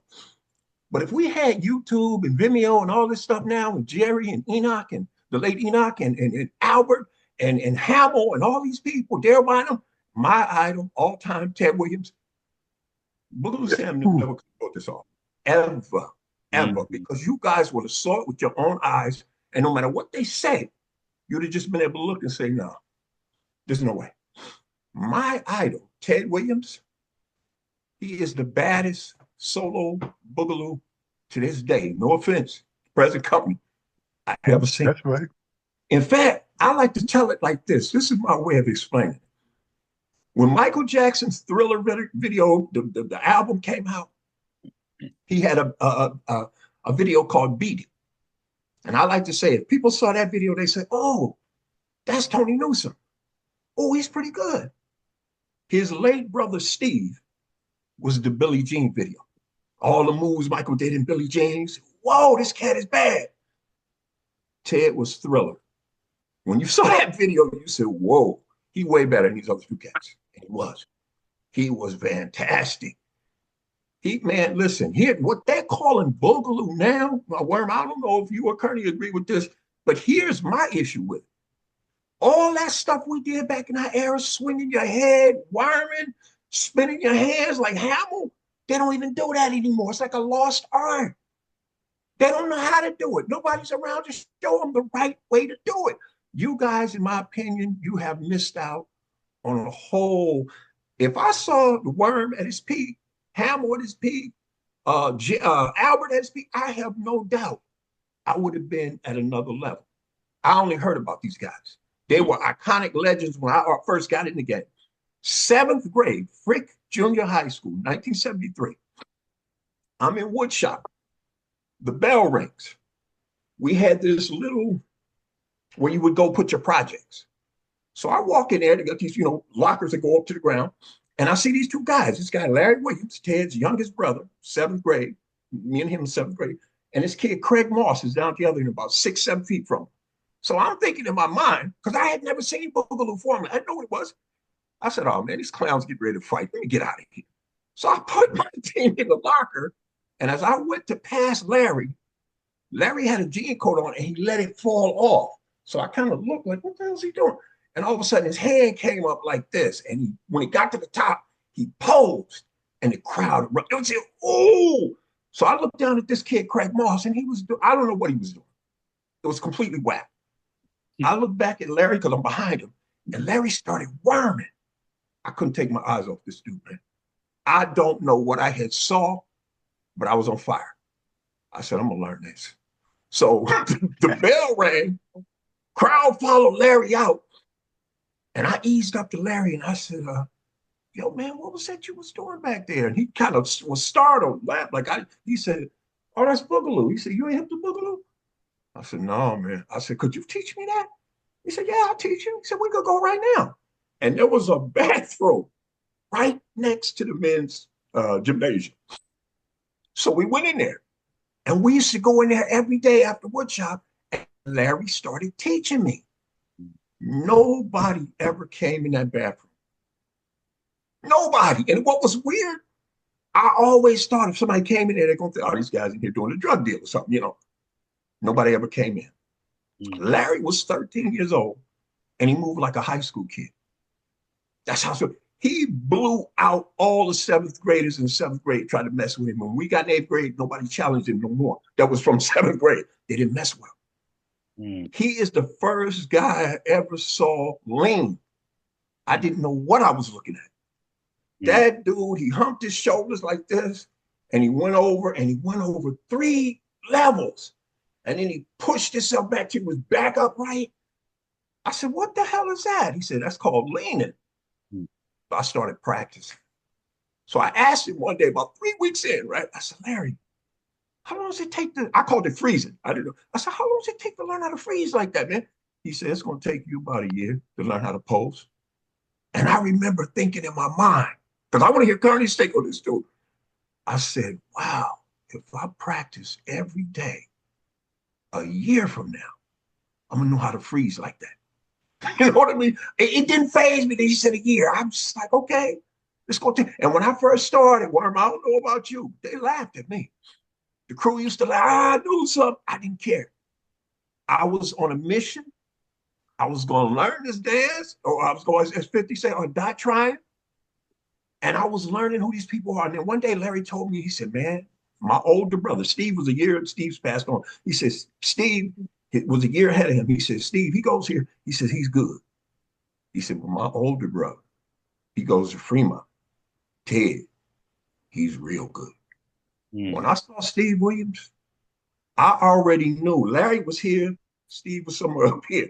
And I said, if Larry is saying Ted is better than Steve, I got to meet this kid. And I didn't know any, I knew Kerney's younger brother, Stefan. We went to elementary school together. And I knew of Kerney, but I didn't know him because Kerney's a little older than I am. So I didn't know Kerney dance. When I saw the Messengers, to me, now I can't speak for anybody else. When I saw them at Tassa, that's the first time I saw them organized. John Murphy was the baddest solo group guy in the solos that I saw. They all, you know, had a little different side, but John to me had a little bit more flavor. Now Kerney and Chuck were in the group, but they didn't dance for some reason. And we wasn't messengers then. We wasn't messengers then. John took over the group. Oh, John took over the group. The first messengers, Chucky wasn't one. It was Michael Carter, me, Larry Brookshaw, Marlowe. It was us 5. But when I left them, right? I left them, I was in 6th grade, right? I went for the dance to get resurgent at Hayden because I was in elementary. It was junior high school. Listening. They let me dance. So, right? Well, excuse me for a minute. I'm still listening. Go ahead, Chemo. I just got to check out go to Ben's room. Go ahead, but I'm listening. Okay. And so, make a long story short, Rick, Tony Newsome also, what happened was with that, right? When I left the first messenger group, in the 7th grade, when I got to the 7th, there wasn't no messenger group no more after that. When John danced, y'all danced at Tassa, that was John's group, the messenger. We didn't want to dance because they was garbage. So we weren't going to, me and Chucky weren't going to dance with them. So John should go to that messenger group. That was the second messenger group. The third messenger group was me, Chucky, the second original one from the Gum Show. And the ones you seen at Castlemont, that's the third messenger group. Them boys was bad. Between me and you, the first messenger group and the third messenger group, me and Chucky and them, we were supposed to win against each other, but they became the Ace of the Soul, remember? The first messenger group became the Ace of the Soul. You know, with Steve, all them guys, they became the Ace of the Soul. And then they became researchers too. But in the 7th grade, I became a Continental 5. And that's when I danced with Cody, which is Alvin Milton nephew. And Alvin was teaching us in the backyard. That's great. Now, wait a minute. Here's something too. Kern, tell them the first generation robot king, Henry Fisher. Tell them how cold-blooded that boy was. Oh my God. If y'all want to see some robots, I ain't gonna lie, Henry Fisher was raw as hell, but I'm gonna tell you something. He was hella raw. I'm gonna tell you something. You're right, he was hella raw, but when I seen your boy, this is my opinion. I seen Henry Fisher, he's the rawest robot, true enough to a certain extent. But if somebody, the same people that taught you, Steve, I never seen nobody do a fast robot. I never in my life seen nobody stop on the dime, fast robot, fast, stopping on the dime like a real robot until I seen Steve. Steve was He cold-blooded. moved it so fast. We did an audition with them at Castlemont to see who was the best in Oakland. Yeah, we beat the resurgent, they beat the resurgent. So we was auditioning to go against the Ace of the Soul. They cut the show short. I don't know what happened, but they canceled it. But they auditioned on stage. We auditioned. What we did some garbage stuff because we didn't want nobody to think that we was, we always did that anyway. We always planted the seed and make it seem like we was garbage. But when they got on stage and I seen them, Ace of the Soul, they was raw. But when I seen Steve, oh my God, you is not lying. Steve was Boy, he, boy was raw. I never seen nobody do, man. Like Kerney said, I never seen nobody dance as fast as he did and stop on a dime like that dude. It looked it was an odd. I never like the rest of us. We had moves, we swing our hands, worm and all. Steve, he was real. Spin his head. He was He was a machine. He was a machine. He was cold blooded. Like I said, if we had YouTube and they could have seen this guy at his peak, they know what we're talking about. He was famous. But I gotta say this, guys, really, no disrespect. I'm looking forward to looking all y'all up on YouTube or wherever you are, with exception of Instagram, because I'm not on Instagram, to see how you guys rock it. But I'm gonna tell you something. Ted Williams, my idol. I saw this guy do stuff. Kerney Mayers was a monster. Like I said, we were scared of Kerney. Nobody messed with Kerney. We knew how cold-blooded he was. And Kerney, I got to say something too. Chuck, John Murphy, Kerney, Ted, these guys are what we call alpha males, meaning if they're, and I guess to a certain extent, Worm, they have to settle it. Like if somebody was to say, yeah, I think Tony Newsome can get on Kern to come find you and settle it. You know what I'm saying? Like, we're going to settle it. That's how Ted was. Ted Williams could do things I have not seen any physical human being that Boogaloo in East Oakland could do. The dude can lean forward. He can lean sideways. That phony thing Michael Jackson did with them shoes, Ted couldn't lean that far. But he leaned far enough that you lean hella far though. Right? You do like that. Like, what is keeping that dude up? He could do it from standstill that I could do whole. In fact, right now I'm 65 years old. I can put my hand on the wall, still lean pretty good. That's about all I got left. He can lean further from a straight standstill at his peak. It was fabulous, man. In fact, I say it like this. This is how I like to describe Ted Williams. Imagine you were in a park on a hot day and a statue got up and moved. And when you're like, did you see that? Right. He looked freaky. Was Ted? You know what I mean? Was Ted considered an animator? Did he do animation? Like I was saying, like how Kerney danced. I don't know if Kerney considered himself an animator, but it looked animated to me. Ted had that. I don't know how. Like I'm saying, like Worm them created all this stuff because, in fact, Worm, clear up a controversy. I heard you said when me and you and Chuck was on a three-way that you and Michael Enoch kind of showed Albert that style first before he actually came into his own way, right? Right. See what I'm saying? So I don't know how I got the moniker dinosaur or any of that. I was just copying the guys I saw. And if people want to call it that, they can call it that. I never said, oh, I'm doing the dinosaur, the animation, anything like that. I just thought what they was doing was raw. And I wanted to emulate them. And when I got into Messengers, I used to go over to Chuck's house all the time. Kerney used to come over there. Kerney used to do some stuff on the street that would just flip. When he would leave, we would talk about, yo, you see how he did his hand? And it looked like I said, just looked animated. It looked cold-blooded raw. And this was without lights, not on the stage, not just straight in the flesh. When they put that brother on a stage with them lights, it's a wrap. In fact, there was a guy in that group, Donnie. He passed on now. Donnie Wallace. When you put all them guys on the stage and they domino. I don't know, do they still call it domino now? I don't know what they call it now. But Yeah, when the I still messengers, call it domino. when they domino, you couldn't tell who was who because they was all cold-blooded. You know what I'm saying?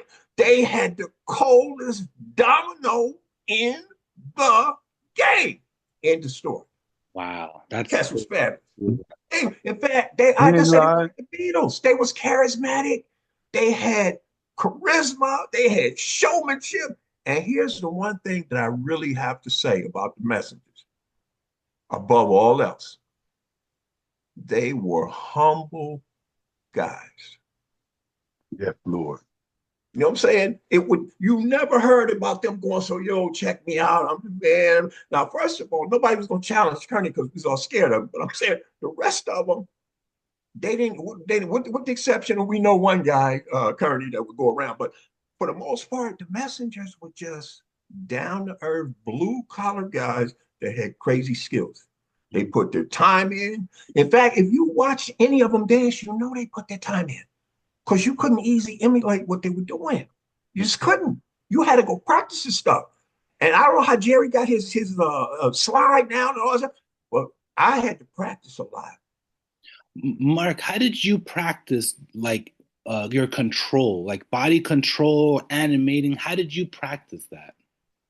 Well, here's something funny. I'm gonna tell you. I don't know, but I gotta tell you this funny story. I'm gonna tell you two funny stories before I turn it back over.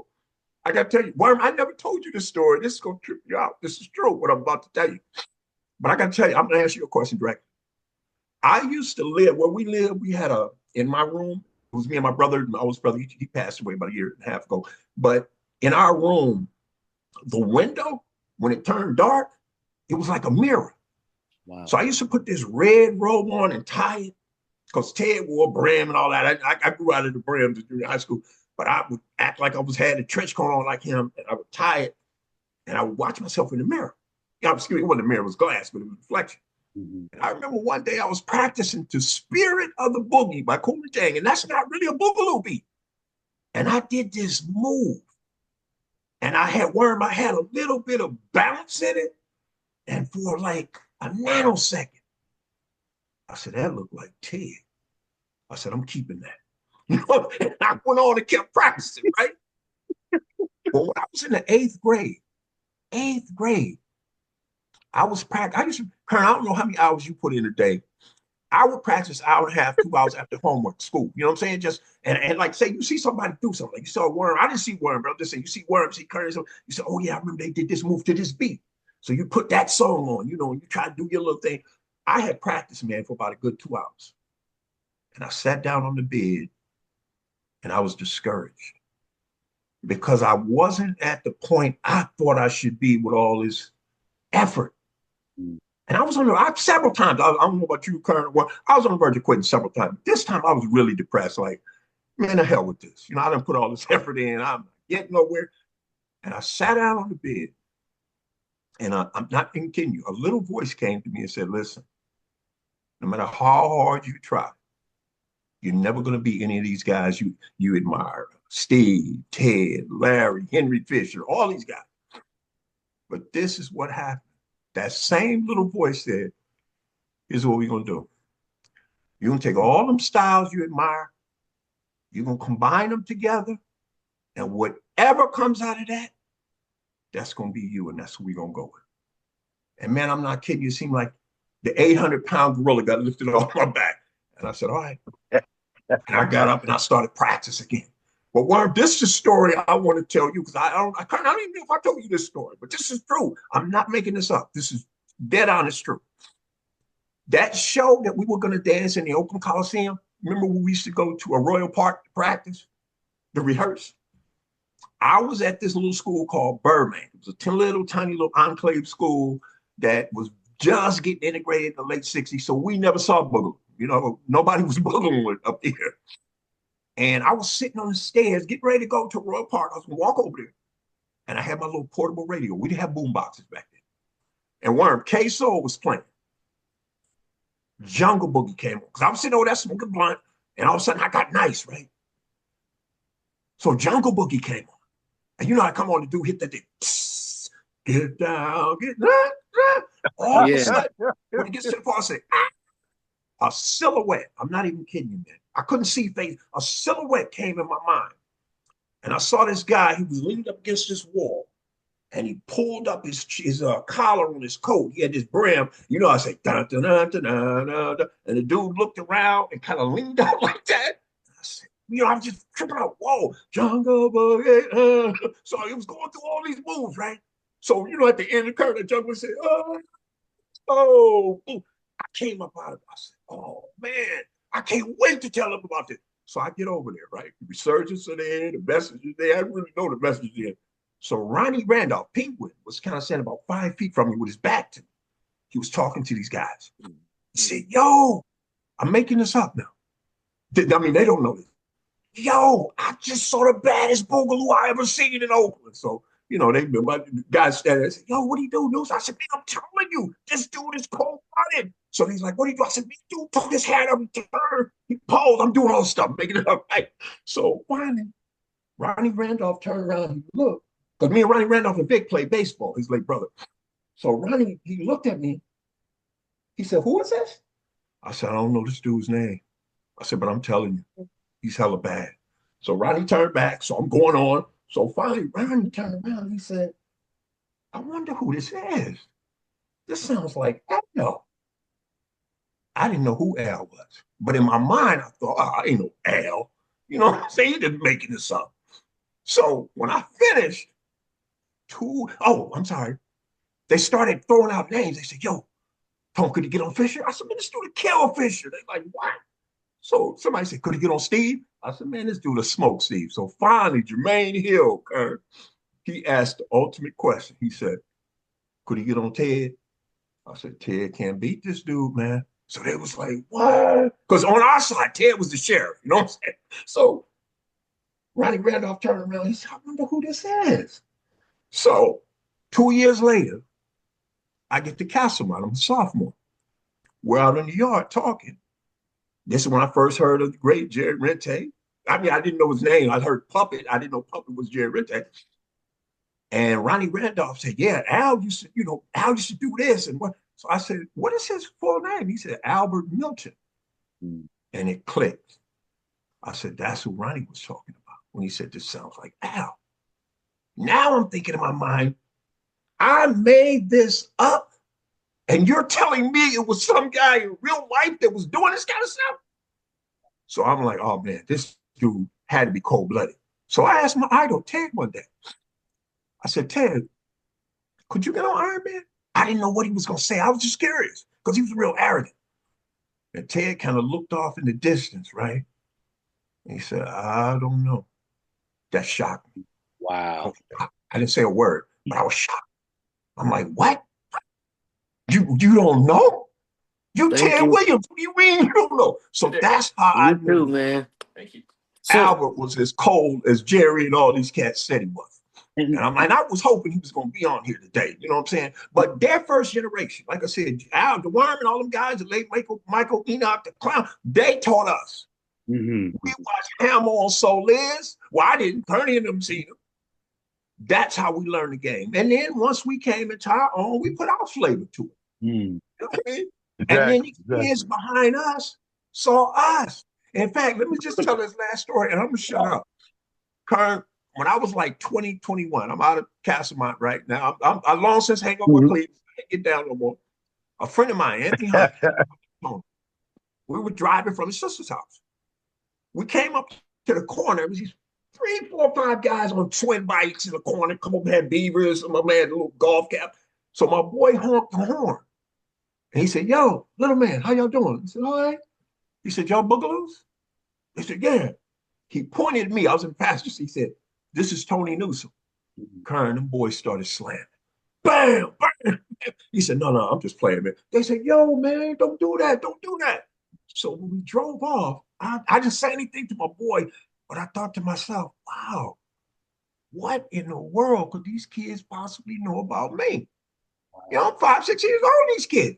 So that told me, you know, man, I guess like I'm saying, like Kerney and Worm and all that, they don't realize the legacy they left.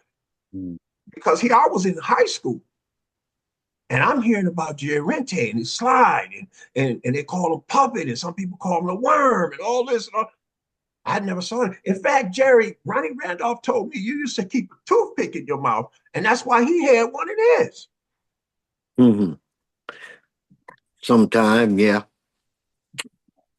I don't mean to interrupt you, but I'm gonna give you a funny story to go with that backslide.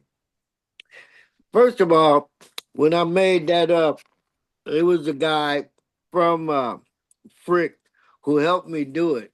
And he was actually the one who gave it that name. He used to dance with Duck in him, in Duck's group. But me and him became real good friends, and he knew Michael Enoch before he knew me, because Michael went to Frick. I went to Elmhurst. But his name was David Solomon. He was real tall, real light-skinned guy, and he could boogaloo. That's why he danced with Duck and them. But he came down here. He lived up on 57th or 55th, somewhere in there. And he came down here to the 80s where I live and was dancing with me because my partner Ronnie Brown had told him who I was, and he had seen me dance at a Royal Park. So he came down to meet me, and me and him started kicking it.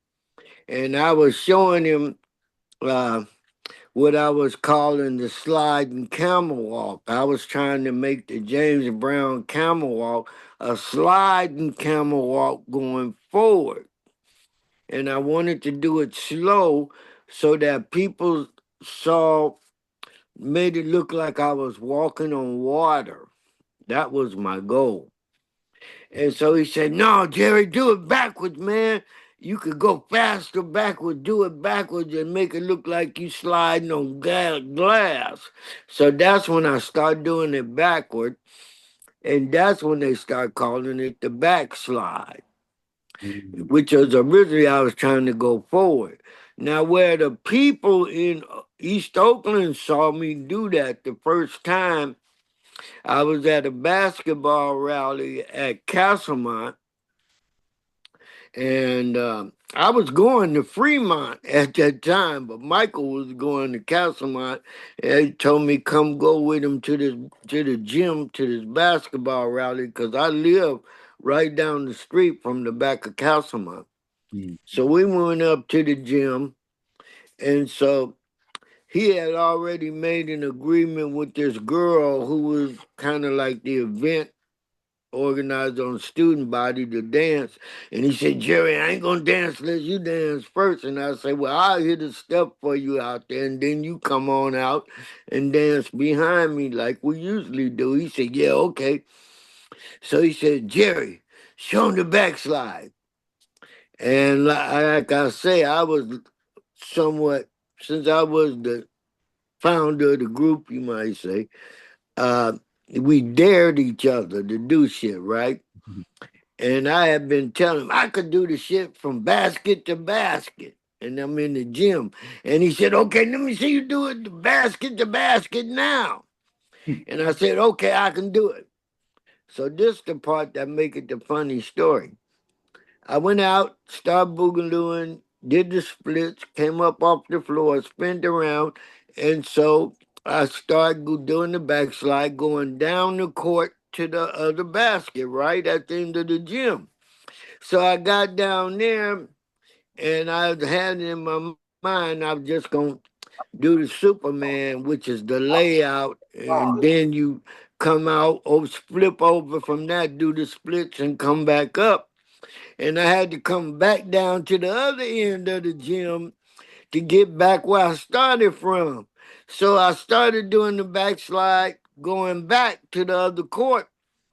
And then halfway there, when I got almost to the half court line coming backwards, I said, shit, I got to get off this floor. I got to go pee. So then I started going real fast, backsliding, getting to the end of the gym to go to the boys' bathroom, because that's where it was at, down at the end.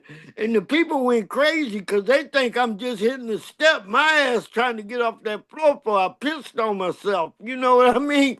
So Michael laughed. Michael said, you were doing that shit at 78, because we used to talk about record speed at that time, 78, 45, 33. He said, Jerry, you was doing it at 78. I said, yeah, I had to piss, fool. I had to get off the damn floor. And people was going, whoa, and going crazy. But they was going crazy thinking I was doing it as a dance step. They don't know. I was trying to keep from peeing on myself in front of all that crowd. But it caught on like that. And the funny what make it the funny story, a lot of the stuff we did caught on because of a reason. But the people don't know the inside of it to know the reason. The first time I did the electric basketball player, I came out of my clothes and had on these gym clothes and everything. And Mr. Green, Chuck, y'all know Mr. Green used to work at Castlemont. Well, he worked at Castlemont. Elmhurst before he came to Castlemont. And he snatched Mm-hmm. me by the collar from the back and picked up one side of me. And so I start camel walking, and he put me out the back door because this teacher complained that I stripped, because they had never had nobody strip doing a dance in front of all the people. And that was at a basketball rally in the gym full of people. But what happened was I had on these vanilla trunks, which was our gym clothes at that time. And the teacher thought they was my drawers. And so she made a complaint to Mr. Green. I stripped and showed my drawers, which in the 60s was, against the rules in school and seen as obscene and all that shit. But the way it ended, people thought that was part of the act, and really it wasn't. It was me getting in trouble and getting thrown out the gym. But it just so happened the way the guy did that, came and got me and throwed me out. He did it during the music and everything, so it looked like it was part of the act. You see what I mean? Right. And I didn't find out that the crowd had went crazy because I was kicked out the back of the gym trying to peek in through the crack in between the two doors of Elmer's gym. But when I came to school the next day, they snatched me and took me to the principal office on the way to the first period. And just so happened, the gym teacher was walking by the office of the principal where they had me in there with me and the principal and Mr. Green. And the gym teacher told him that wasn't his drawers, that was the gym trunks. Look at that. They wear that every gym period. And so that saved me from getting kicked out of school, suspended for 3 days. You remember how they used to do Yeah, that shit too? them gym shorts was pretty high back then. Yeah. Well, the damn teacher was way up in the back in the damn bleachers. She thought I stripped to my drawers and I had on damn gym shorts. And so that That's gym how the gym. teacher saved That's me. how they looked it back then. That's how they Yeah. looked it. Wow, that's no, that's crazy to hear. Just the difference of the clothes as well back then, and now just how it is. I know Albert, sadly, he wasn't able to join the group today. Oh, I wanted to see him I too. know I would Oh have loved boy. to hear a little bit of his perspective and his history, but I wanted to ask Jerry, since you were close to Albert, what can you describe what his style looked like, and what, like, specifically like animation? How did he move? What were the things that he did? How did Albert move, and what were his like in animation? Well, Chuck and them used to say, "Man, Albert did that dragon. Albert did that dragon. He did a dinosaur move that was mainly that creature I was telling you about from Flesh Gordon." Mm. So he did more of what you guys, I think the closest thing you relate that to is Godzilla, how Godzilla stood up and did that. And with one of his arms, he would add what me and Michael called the Cobra, and they would be doing an animated arm while doing animated movement Mm. and be striking with it. Wow. Okay. And they used to say he used to do that dragon. And a lot of part of that was he did. Albert always flipped that collar up when he get ready to go to dancing to get somebody to do the cool looking guy. Mm.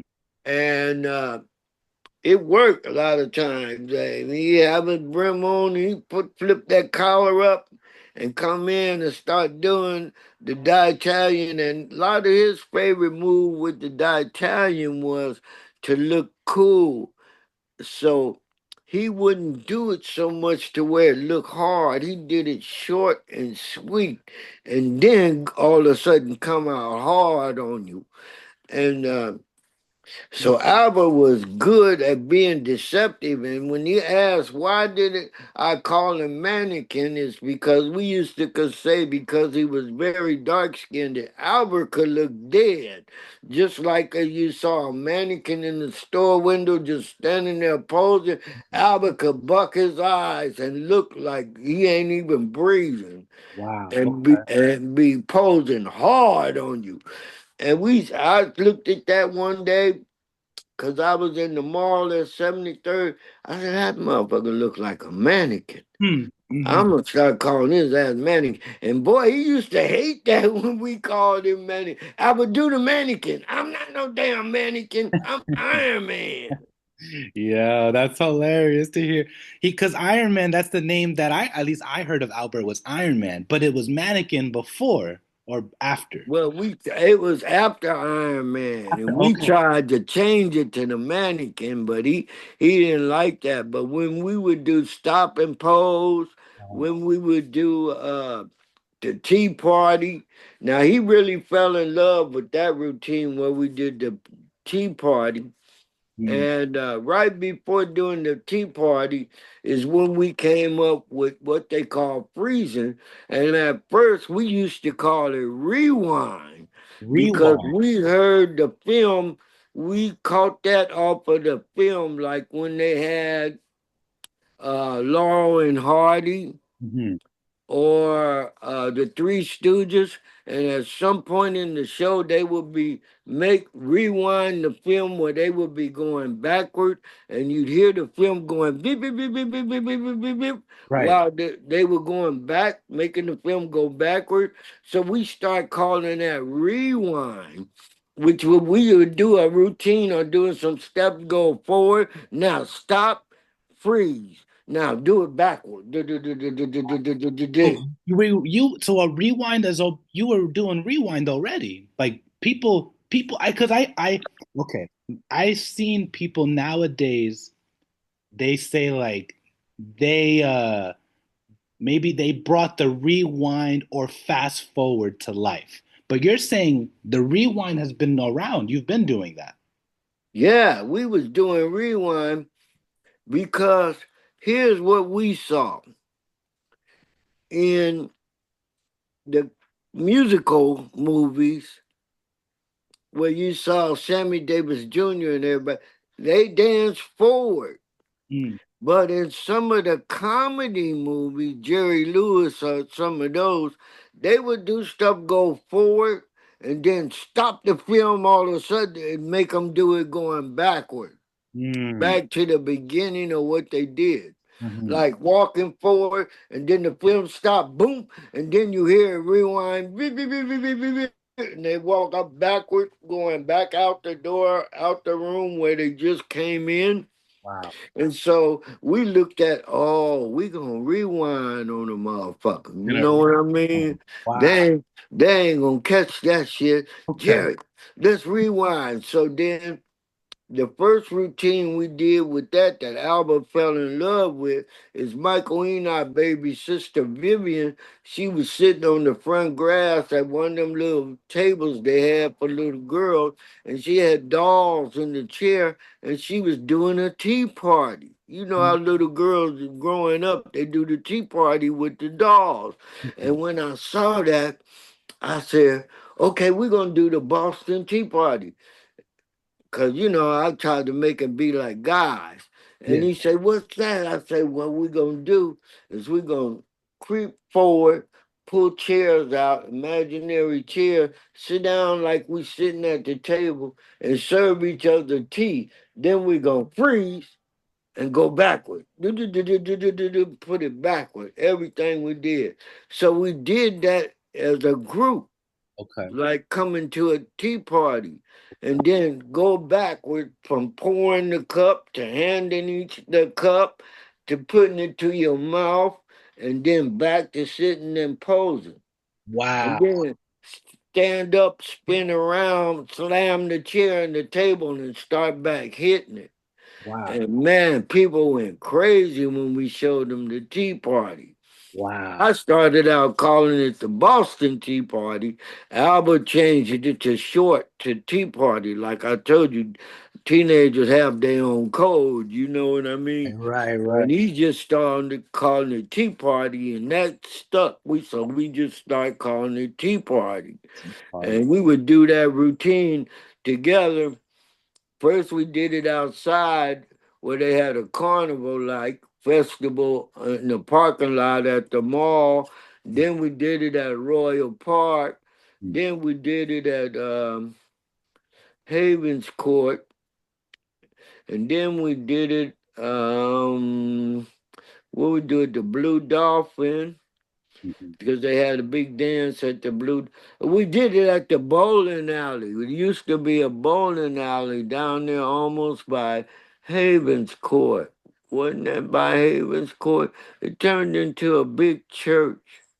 Mm. It used to be a bowling alley, and they wouldn't let us in the talent shows. They used to tell us, "You guys is retarded. We're not gonna let y'all in."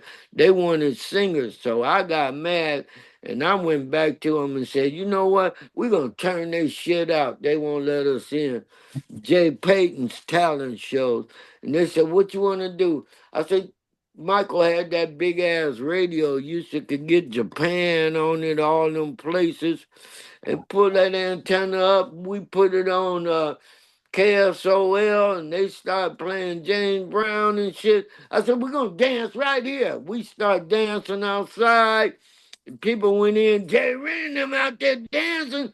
Shit, mother came outside from the talent show. They got mad, chased us away after we had the half the crowd from inside the bowling alley out in the street on East Wow. 14th. That's We was getting down, cutting routine, doing tea party. We must have did the tea party about 4 times, 5 times in a row. Start wow. Yeah, that photogenic man. We had a step called a photogenic man, like we was pulling this rope and creeping at the same time. wow. Oh shit. We What was doing routine, skateboard riding. did They what got mad as hell at us and chased us off that corner. I think that was what, 69, 66. wow. It used to be the bowling. It used to be the bowling alley. So Jerry, question. All of this movements you were doing to funk music, was anyone else doing anything like this before you? Like was there anyone doing these characters, these storytelling to the music before you? Around that same time, I wouldn't so much say before me, because Duck said he named it the Boogaloo in 1970. And my partners down here was calling it the Boogaloo, which is where I got it from, the name. in '69. So I think what was happening is there were other guys dancing, but it was evolving to catch on from one dancer to another. Mm. And it was being passed. So when I got to Fremont High School in the 10th grade, and Duck was already there as the mascot, he was in the 11th grade. He was doing Tony the Tiger from the commercial Frosted Flakes Okay. because he was the mascot for Fremont and it was the tiger. Wow. Okay. So he had on this tiger suit and he wouldn't put on the head because it was a big old head. He put that on the floor and just started doing uh, the Italian Mm. and then come out of the Italian and start doing the tiger Mm. and copying his version of that tiger off the Frosted Flakes commercial. Okay. Okay. Wow. Okay. And what about uh fast forward? Where did you see, was anyone doing fast forward, like speeding up? Like Yeah, acting, can you tell me? not in the steps. They weren't doing fast forward before us. I was just trying to think was Duck and them doing it, and they wasn't. Okay. Fast forward was your generation, would you say? Yeah. Okay. So you were doing fast forward, reverse. When I start doing fast forward, well, I did it down there where they could see me at the social at what's the name park down by Fremont. I started, like I said, I was going to 10th grade in Fremont. And so I started going to their socials down there in the 9th grade Mm. because Ronnie Brown told me, so you need to go to the social on, what's that, 20th? What park is that? Off of MacArthur, down by Connecticut Street. Mhm. And I started going to that social because when I was at school, I ran with some of the guys from Frick. We became friends. Mm. Okay. And so I went to their social where they went because they didn't come down to Arroyo Park where we live. They had a social up there by their park. Wow. Okay. Okay. So you're going to the socials, then you were exchanging and sharing. Yeah, yeah. See, one thing about the Boogaloos that came up that I really loved that stuck with Kerney and them is if you was a Boogaloo, you taught other people the Boogaloo just as much as you danced against them and beat them. If you couldn't teach a motherfucker to do shit, you wasn't no real Boogaloo. Okay. You see what I mean?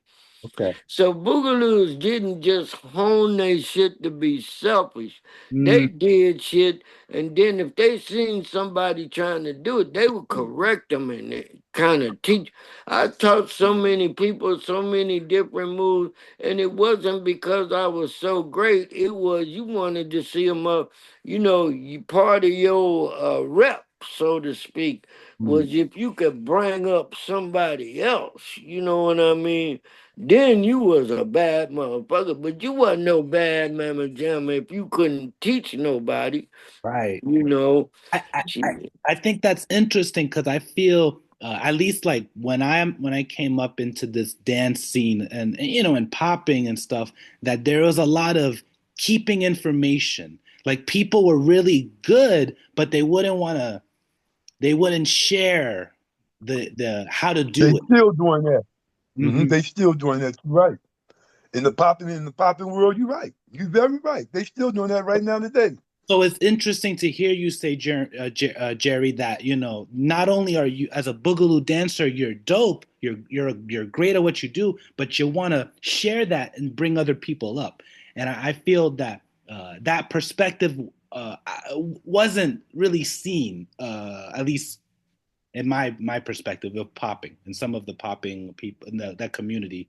Um, Something else I wanted to ask is, did you see anyone doing contortion in your day? People being very flexible and double jointed, people using that in their dance. Only a few. Okay, can you tell me about what tell me about? Duck was one of the ones where he had a double joint in his stomach muscle. So he could make his stomach muscle flip, right? And so we called that the jelly roll. They Wow. started calling that the jelly roll. Mhm. So I couldn't do that because my stomach muscle wasn't double jointed. So I started doing the roll with the shoulders more. Mm. And other boogaloos, it caught on with them because they wasn't double jointed in the stomach, but they could roll the shoulders at the same time.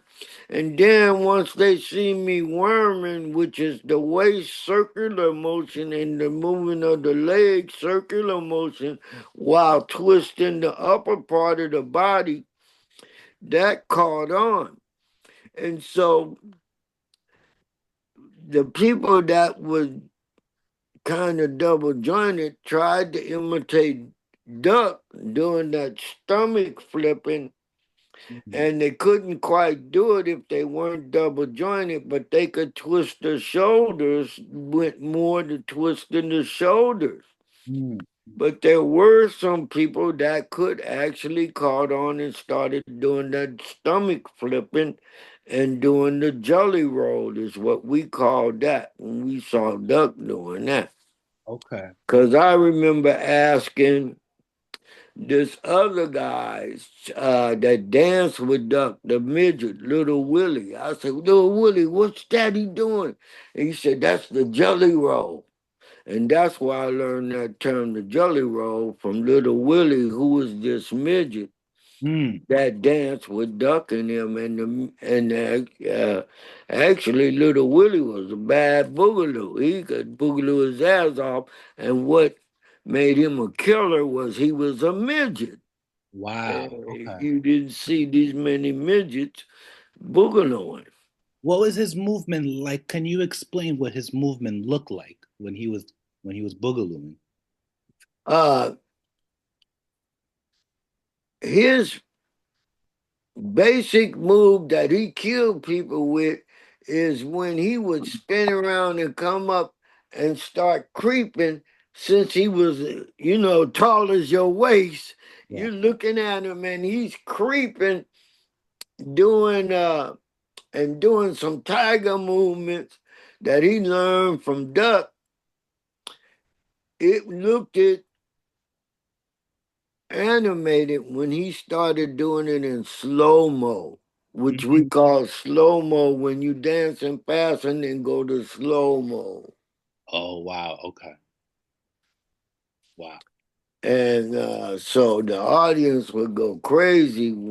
They did the routine in Arroyo Park at the Outside Festival, and they did the Abbott and Costello meet Frankenstein, Werewolf, and Dracula with the stand-up coffins and all three doors open, and Wow. Frankenstein and them came out, and Duck and them would do Frankenstein, and the other one did the werewolf, and then little Willie was creeping like he was the one that walked up and did Abbott and hit the button, and all three doors flew open. People went crazy with that routine on stage. Where did that concept come from of the coffins coming and opening up and a character coming out? Where does that come from? That came from watching that movie, Abbott and Costello meeting Frankenstein, Dracula, Frankenstein, and the werewolf. And that was an Abbott and Costello meet Dracula movie. Okay, got It it. was a black and white movie. And it was the comedy, Abbott and Costello. And then what Duck and them did is saw that, and they made Little Willie be Costello, who made the mistake while they was walking through the cave and hit the lever, and all them three coffins opened, and the three monsters came out: Duck, Steve, and my partner David Solomon, they imitated the monster, and little Willie was in front of him, who started running from him, and you seen this midget doing a pretend run like he was running from him, and these three guys come out imitating the monster. The crowd went crazy, man. Okay. Okay. Wow. And What about props? Did people use a lot of props back then? Like they dance with their hat? Did they use like chair or just props? Did you see a lot of that happening? People. oh yeah, yeah. Props were, and the reason why props were big was because the schools at that time, that year frame, at that time, they really got into drama class. And not only that, at that time, you had big things happening with the ROTCs who used the wooden rifles, and those were props. And so people were into the magician shows, the variety shows, and plus the comedy movies. And they saw the movies and these shows and the magicians, and they had props. So props were very easily caught on. While the main singing groups like the Temptations and the Dramatics and all them used getting dressed up, you saw these other things on TV where magicians had the top hat and the wand and brought the rabbits out the hat. You saw props being used. Now a lot of people talk this shit about Soul Train, but you didn't see no damn props being used by a lot of them on that Soul Train shit. Not when I was watching Soul Train. Them dancers wasn't using no props. Right. But you saw a lot of props in Boogalooing because people used their hats, moved their hat, wore gloves, used their glove, long coat. They called it long coat and dancing in the long trench coats and stuff like that. They had names because those were items were props. Okay. Okay. Got it. Got it. Man, a question I'm just thinking what's coming up in my mind right now. A little bit. I know we talked about the animation and the movements to funk music. Do you believe that animation can be done? Okay, my question is, does animation belong to a certain type of music, or it doesn't matter the music? No, it never belonged to one certain type of music. It didn't belong to one certain type of music in Boogaloo. Because if you called yourself a Boogaloo, you was able to do the cha-cha-cha. You was able to dance to, for example, like Santana, you know? Mhm. You was able to dance to semi salsa music, semi slow music, then fast music, and then jazz music, tap dance. See, you had motherfuckers just concentrating because your whole concept was about beating the other guy, right? Mhm. You danced against. So if you was cornered into being one dimensional, meaning dancing in one set style, you couldn't beat a whole lot of other boogaloos. Mhm. So you had to be able to switch up on different guys. You know what I mean? Mhm. So it was a case where you learned to dance. Well, music was changing so fast too. You know, you went from James Brown to the Isley Brothers. You went from James Brown to like Sly Stone and them. And then you start going with the Isley Brothers. All them wasn't putting out the same beat on the drum and the same beat on the bass guitar. You know what I'm saying? Mhm. James Brown was going boom, dip, dip, dip, dip, dip, dip, dip, dip, dip, dip, dip, dip, dip, dip. That was the drum and the bass and shit on a lot of James Brown music. But the Isley Brothers was like do do do do do do do doom doom doom do do doom doom doom doom do do do. So you had to be able to switch up with that shit. So in order to do that, you would incorporate moves. You might say, for example, you seen a ballet dancer do on a variety show where they did a swoon movement in a turn. And so you looked at your boogaloo and said, ah, okay. Like me and Enoch used to call it Zorro. Zorro was not a karate guy. He was smooth, silky smooth, soft, and turn on the motherfucker. So you could go Zorro on the motherfucker and come out of that and then do Bruce Lee and Green Hornet doing drunk kung fu. You know what I mean? So you had to change those timings. And in doing that, it helped you develop different steps because you experimented with different movements. Okay. Okay. Got you. Got you. Wow. What about the fingers? Did people have styles of just using their fingers?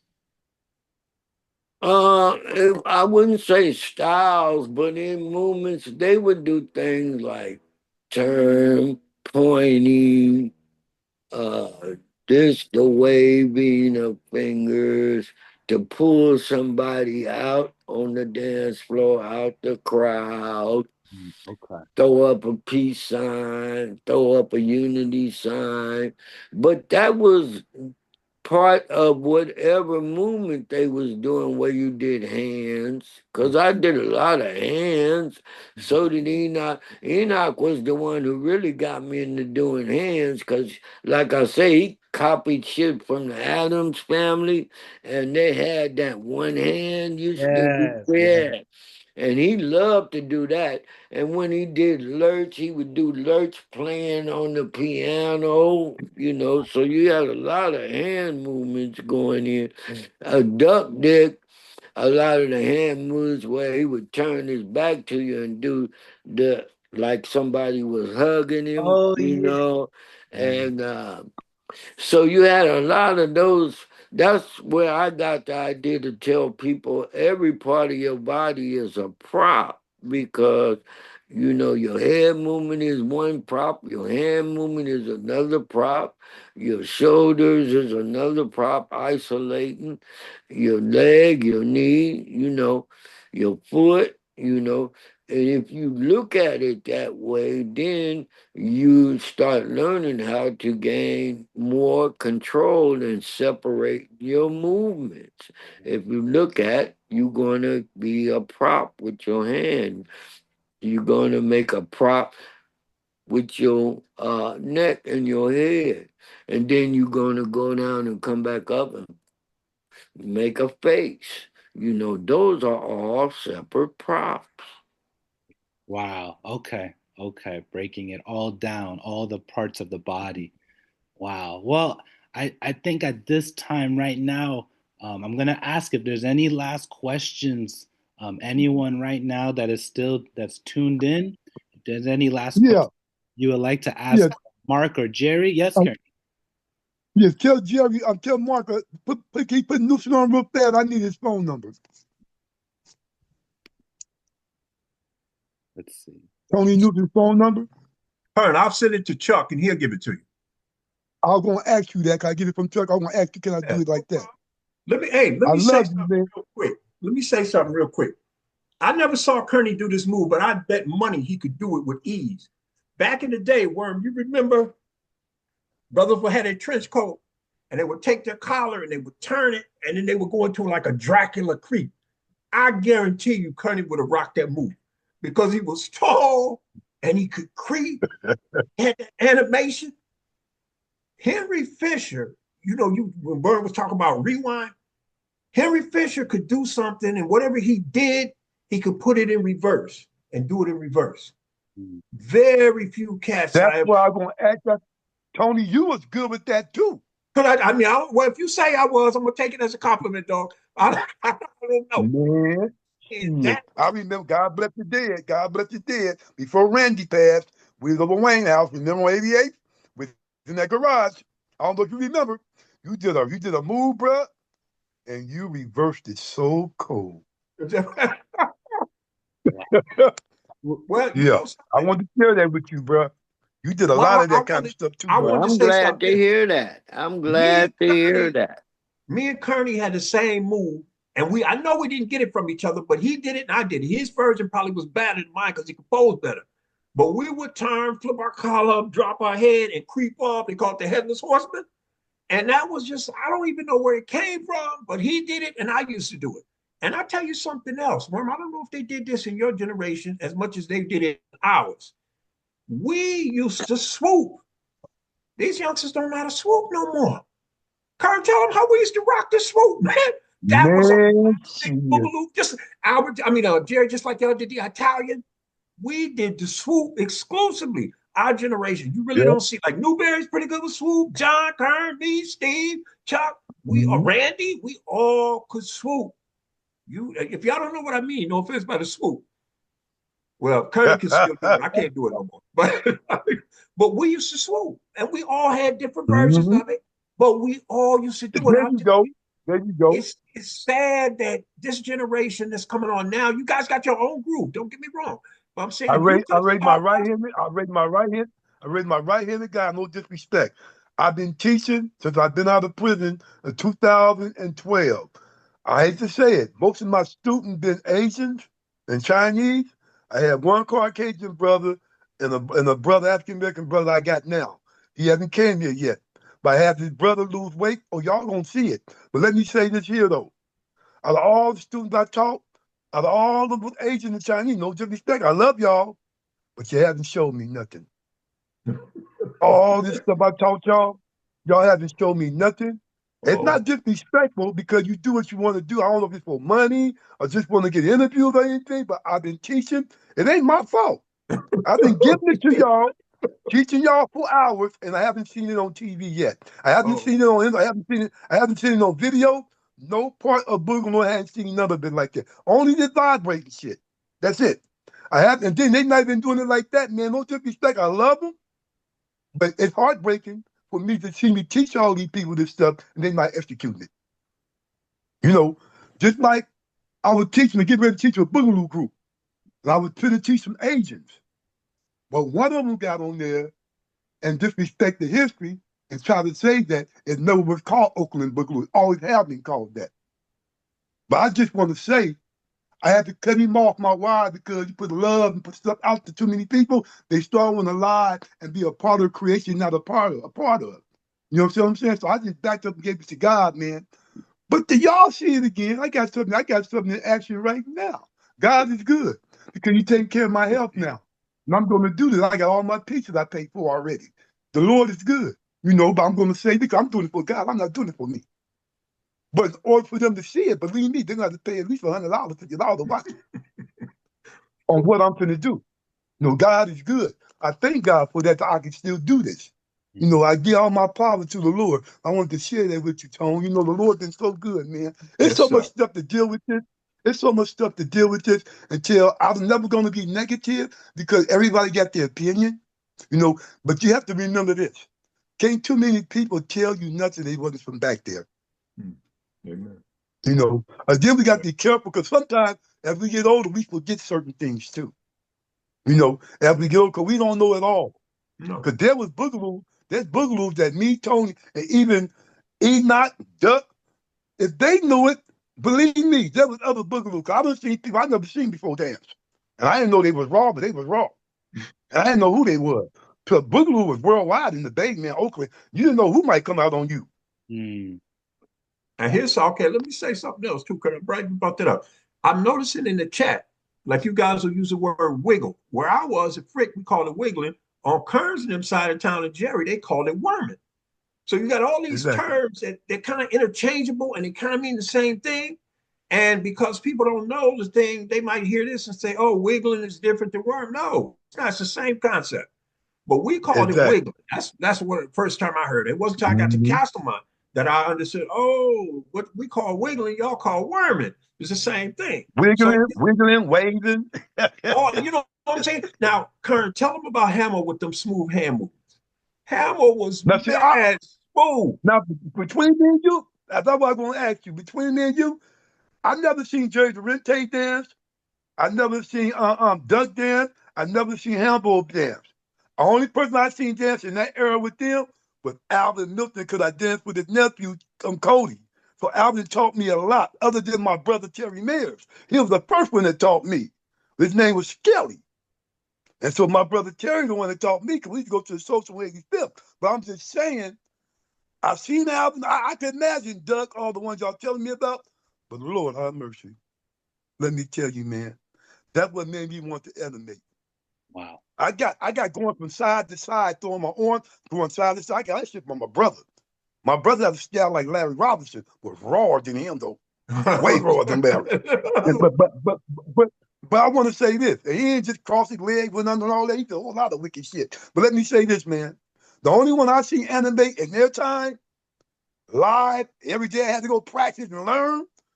Alvin Milton. When we was out there with his nephew, Cotton Yellow 5. When we went to Castle, we danced at Amherst, the junior high school, because we only had a week to practice, man. He had us in the backyard the whole week doing stuff. But I want to say this, man. Jerry Wright, the character and all that personality, they say how you had to do the different moves, to do character. That's good. He did it. I seen Alvin one day, like he said, he put his collar up. That's why I had to put my collar up and lose my head. Alvin put his collar on top of his hat. I don't know how his hat got stuck up on the collar. He brought his head about his hat and turned his head to the side and was creeping, and his hat was still on top of his collar. Then he put his head back, and then he took his neck. No, he had a long neck. That's how Alvin's neck is too. And he brought his neck right back in the hat, and the hat was still on top of the collar, bro. I never seen that. Wow. I never seen that. You know what? But Alvin only one I've seen dance though. I've never seen Jerry. I heard he was a bad son of a gun. I never seen. I wish I could have seen him. Everybody used to tell me about Puppet. And so I'm like, and I used to, you know what? I used to wonder, did I run across these cats in the street and not know it? You're like, is that him? Yeah. Or is that Jerry? I didn't know, but I want to say something else about what you just talked about, Kurt, about the moves. Mm-hmm. The first time I ever heard Albert Milton's name, Steve, we was on the yard at Frick. School was out. We were just standing around talking. And somebody said, Fremont's giving a rally. So my idol Ted is supposed to be there. I'm going. So Steve said, he said, Iron Man turned out Fremont with the dragon. I said, Iron Man? It's the first time I heard that. I said, who is that? So I said, what's his real name? Steve said, don't nobody know. They just call him Iron Man. So apparently what Jerry had alluded to, Iron Man had this creep move or something that they called the dragon. So long story short, we go up to Fremont. Henry Fisher, Kern, I didn't know it. He played horn. He was, in my opinion, he was on the other side of his Boogaloo robot days. He was playing the horn in the band. So I'm like, whoa, Fisher plays instrument? I know. So anyway, he put the instrument down and he started trying to recapture some old glory, but it was gone, man. It wasn't there no more. You know what I'm saying? So he was standing around in a semicircle and Larry Robinson came out. He was a sophomore. So Larry started, doing his things like, okay, any minute he's going to do the splits. You know his routine. So Steve was just standing there. Terry Harris, this good-looking girl back at Frick, she pushed Steve out on Larry Robinson. And Steve wasn't expecting, so when she pushed him out, Steve posed. And when he posed, somebody said, what's that? And this other brother said, that's Ted's younger brother. So Larry and Steve started going at it momentarily, and Steve must have froze because within 3 moves, he did the same move. And I was shocked, like, wow, these moves got.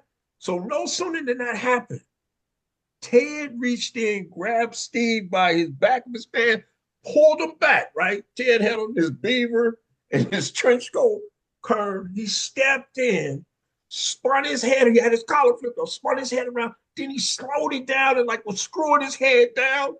Then he bowed to Larry, but he bounced. Boom.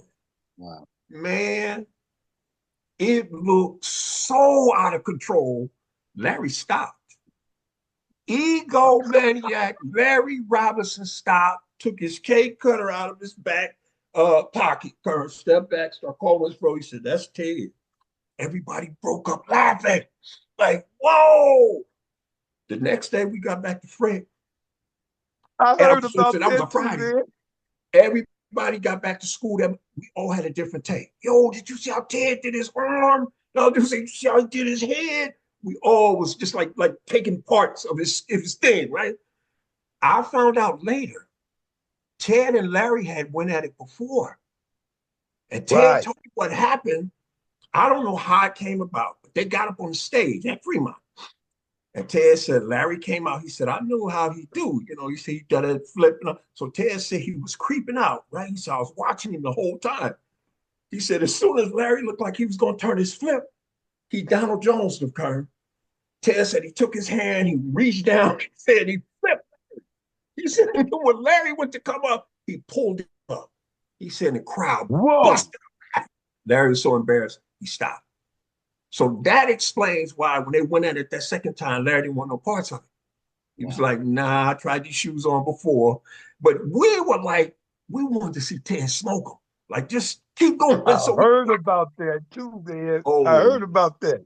dude. And in fact, I said I'd like to say this. The three guys I saw smoke somebody the most was Ted Williams against Larry Robinson, his younger brother Larry against Craig Moss, and that brother right there against Ricky Wilson. That's the three biggest blowouts I ever saw in Boogaloo. I mean, it was just, if it was a basketball game where Kerney did Ricky Wilson would have been, and the final score is 119-79. I mean, it was just, it was not close, man. Wow.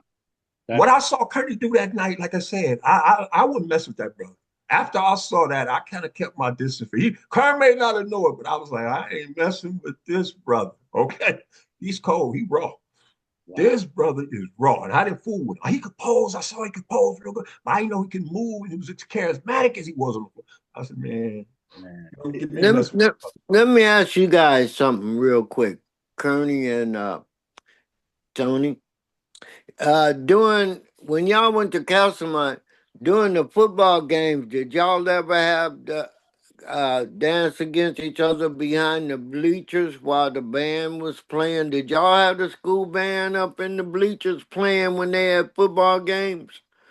Did y'all go to the Yes, they football have them. game? Yeah, Didn't they they have have them. the But I didn't go band? to the.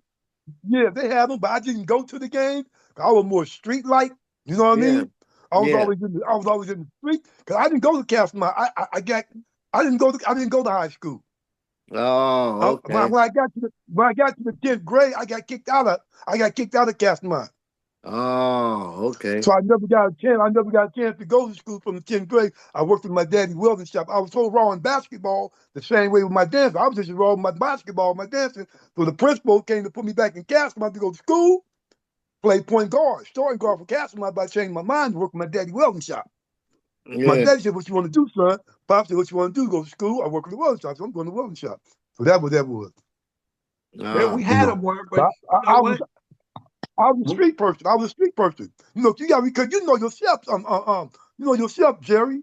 Boogaloo was gangster back then. yeah, but They I'm they didn't just wear long. They didn't just wear long maxis for nothing in brim. But when they go to house parties or social, you had to carry that thing with you sometimes too, yeah. because Well, of different hood. during Because of my different hoods. time, certain times, because whenever the half times was and the mascots would dance against each other, even I guess you would call it the thugs or the street people, even they came around a lot of the games.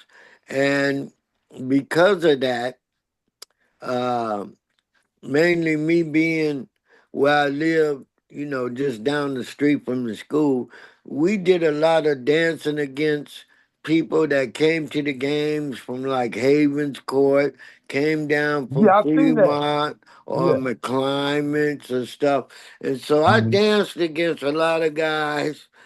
Uh, I guess you could call it in public because a lot of the people would be on the bleachers, and instead of watching the game, they'd be looking over the fence watching us dance against each other Yeah. behind the bleachers while the band was playing, because the school bands would play, you know, James Brown Yes, songs they and would. Yes, Sly they would. Stone songs and Hugh Masekela and Santana, Mhm. you know, and I'll slide through. I'll slide through there, but I wouldn't stay long. I just slide through for a minute and right, go. but we But I wouldn't be that right. I was a wouldn't be right lot. on front of it. I Yeah. asked that question because that was a lot of during those games, was a lot of when you heard the music, or when the ROTC would have their contests, because that's what I was telling Chuck. I said when the first time he showed me on film there y'all doing the domino, I was telling him, man, that looked like ROTC, because that used to be a lot of their routine, and they got it because Mhm. the ROTC saw us dancing and Boogaloo's dancing so much, they went to start wanting to get Boogaloos into the ROTC to show them steps so they could come up with their routines and beat the other schools. So Boogalooing became important to try to enlist to get on your ROTC team, because that showed Mhm. them different steps they would be doing with them wooden rifles, you know. Right. And Which was more like dominoing. yeah, and what I told Chuck, I said, Chuck, I'm gonna give you a laugh. Me and Enoch, and mainly Enoch used to get us. Me and them be out there playing basketball after school, and Enoch, the first thing he want to do is go over there and fuck with them guys doing the ROTC routine. He go over there and start boogalooing, marking them, and fucking with them till they be chasing them. Then we have to be fighting with them guys, because Michael would start some shit with the ROTC guys over there when they be doing their movements and flipping the rifles and come back to attention. Michael start making fun of it, doing it animated and shit, and interrupting their practice. And we would be over at the basketball courts, you know, playing ball.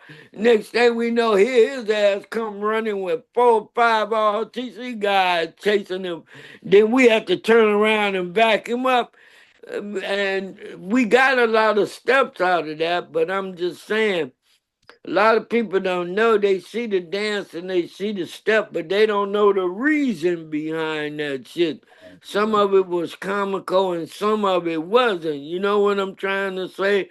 Like when you say you was street and doing your thing, man, sometime motherfuckers would get that from going to Royal Park. And remember, motherfuckers be out there boxing and throwing them things.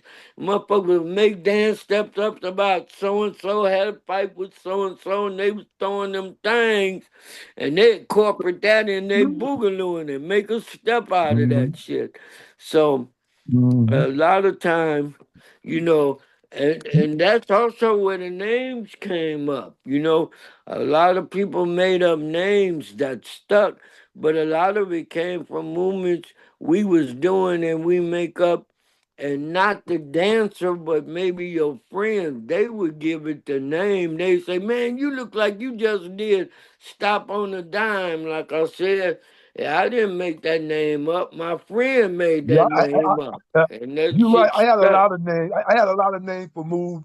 Noonie Cartoony, the Rudy. I had all kind of moves, man. That I know exactly what you're talking about. You know, and it's crazy, but that's what that's about, man.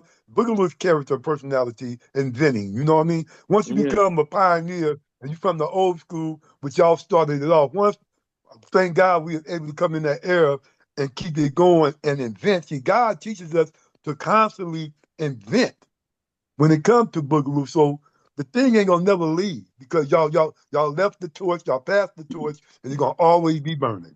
Right, It's gonna right. Hey, always burn. hey, Jay, if you guys go on, in fact, I don't know if you can do it right now because I know times get short, but there was a classic move we used to do back in the 70s. It was a commercial. It was a Purina Cat Chow commercial. Can you remember Chow Chow Chow? Oh, And they would show the cat just going back and forth instead of like what Worm them will do, rewind it back several steps. We just did it that one little step. You know, if you watch that commercial, you'll see a classic move we used to do at Frick anyway in the 70s. And it's where Yep. whatever move you would do, this one particular move, you would just do it, come forward, do it, come forward a couple times, and it kind of The caught on. comeback. Yeah. So it was one of the that came from the cat commercial, and we named it Meow Meow because the cats would be on there crossing their paws, and that when they cross their paws, they would be singing the name of that cat. You meow meow meow meow meow meow meow meow meow meow meow meow meow. So me and Enoch called him Meow Meow just for short. And that way we could tell each other while we was dancing, okay, go to the routine, meow, meow. We just say, meow, meow. Then me, him, and Albert start doing that, which we got. And that Korean came cat from, cow. That one right there. that's where it came with from. the cat Yeah. walking. This Hit one right that one, here. see what it does. So No, that's why I was the saying next one about above. The next one, people that don't right understand there. where the names came from. It was short. Just call it meow meow, and then all three of us as a line dance, and the routine would be doing meow meow, and That's the one. and that's how it worked. That's right there. And then that stuck. You know, We used to those do that names all the would time. stick. You know, and pass from dancer to dancer. So thank God, you know, like Kerney said, man, you know, that came about. The main thing, James, is people ask where did Boogaloo come about, and the best description I told them was to understand this. During the time when Boogaloo was created, it was a time of struggle, which I say to folks when they give my events called You Must Learn, and I facilitate a panel of dancers. In most cases, we don't recognize or look at that and recognize it, but in most cases, things are being created out of struggle. That period was a time period of unity among blacks. The unity was happening. And that struggle going on with the Black Panthers and the police and unity in the government. And for our age group, instead of us as rebelling against the establishment, so to speak, instead of us trying to rush downtown and rush the police stations and kill the police and free the prisoners, our way of representing ourselves was through dance more than it was through rioting. You understand? More than the violence. Because the violence was already taking place with the police, meaning the establishment, and the Black Panthers. And what was happening in the oppression area against blacks. So here we go as youngsters, not old enough to fight the police, but the police still treating us as the enemy. And instead of us massing to fight, we was expressing ourselves more through dance. And I think that's what propelled the Boogaloo up to the front. Well, we Boogalooed in front of anybody, everybody. You know what I mean? And that was like our form of expression of rebellion. You know what I'm saying? And because of that, it brought about creating. You had to keep creating it because you had to keep feeding it for it to blossom, for it to spread, so to speak. And so I say that if that hadn't happened, you'd still be seeing people doing James Brown right now because they'd have been stuck in that one dimension, but they weren't. You see what I mean? Right. Because that pressure, what was going on racially, government wise, was causing for some form of expression. And the other part of that expression is that when you started hearing the term spoken word, poetry to music became very popular. during that time, the last poets, and it was the changing of the guard in rock music. Wow. You see, instead of it just being white bands, Chicago, Grand Funk River, you start having black bands, War, Taj Mahal. You see what I mean? Right. So all that was happening in one kind of test tube of society based off of the struggle of racial divide. Isn't Wow. that something? Right. Bryce says it. Yes, that is. I love how Bryce says it here. He says it, expression in the face of oppression. I think that's a way of That's putting what it That's it right was. there. right. Wow. I, That's just what that is. Expression in the face of oppression. you know, I, I said, being in this I think we've been talking for like 3 hours now, man, and I feel like it's such beautiful the history to know all of this, where this is coming from, what was going on. Like you said, it's not just a movement, it's what was happening. That's where the movement was birthing from. And I guess the last thing I would like to ask you guys is, what do you want to tell the future generation of animators, or the current generation? What do you want to tell them? A message? they need to try to catch on to this before it's too late. Mm, They need to try to learn this form. They have the tools. mhm. I've been teaching for 15 years. Nobody's doing it because what it is, we're a new generation of popping and pop locking. And if you look at pop lock, it's trying to change, but we're stuck. Okay. We're not using canes. We're not using Chinese fans. We're not dominoing. We're not posing. We're not using group routines. Mhm, They're trying to use routines and pop locking, but they're not doing it the right way. So mm, you need pioneers and people that know how to invent and teach boogaloo routine, a popping routine, the pioneers that know the thing that they are missing mhm. in the form of popping and pop locking that come from boogaloo. They need the people that can still do the stuff while they're still here and show them how to do it. Right. You know, Eh, and it don't take a whole lot of this. It don't take a whole lot of this for that to be done. I've been teaching for 13 or 15 years. Ain't nobody doing it. I was just involved because they want the money and just the history. They don't want to learn it. mhm. They act like they want to learn it. There are some Asians that I taught and I know can do it to a certain extent, but they're not doing it because they're only trying to get this. Right. I'm Okay. not going to say their names. I'm not going to say their names, but they done took off and forgot about the Boogaloo Park. I done had them in my house, Mhm. and I know they can do it. Okay. But I'm gonna let them do what they want to do. It's not my fault. But I'm trying to get a Boogaloo group together, some youngsters or some people I could get in contact with. I don't care if I have to travel to teach the Boogaloo style. It needs to be done before it's too late, man. Right. And I It think needs to be done. and I think it's wonderful, like Bryce, who's putting documentaries together. This conversation we've been having, like this is going to be shared publicly, so people all over the world can watch and hear the truth. So I think that's going to help keeping the history, keeping the boogaloo, the culture of it. I would like to ask Mark. I went to L.A.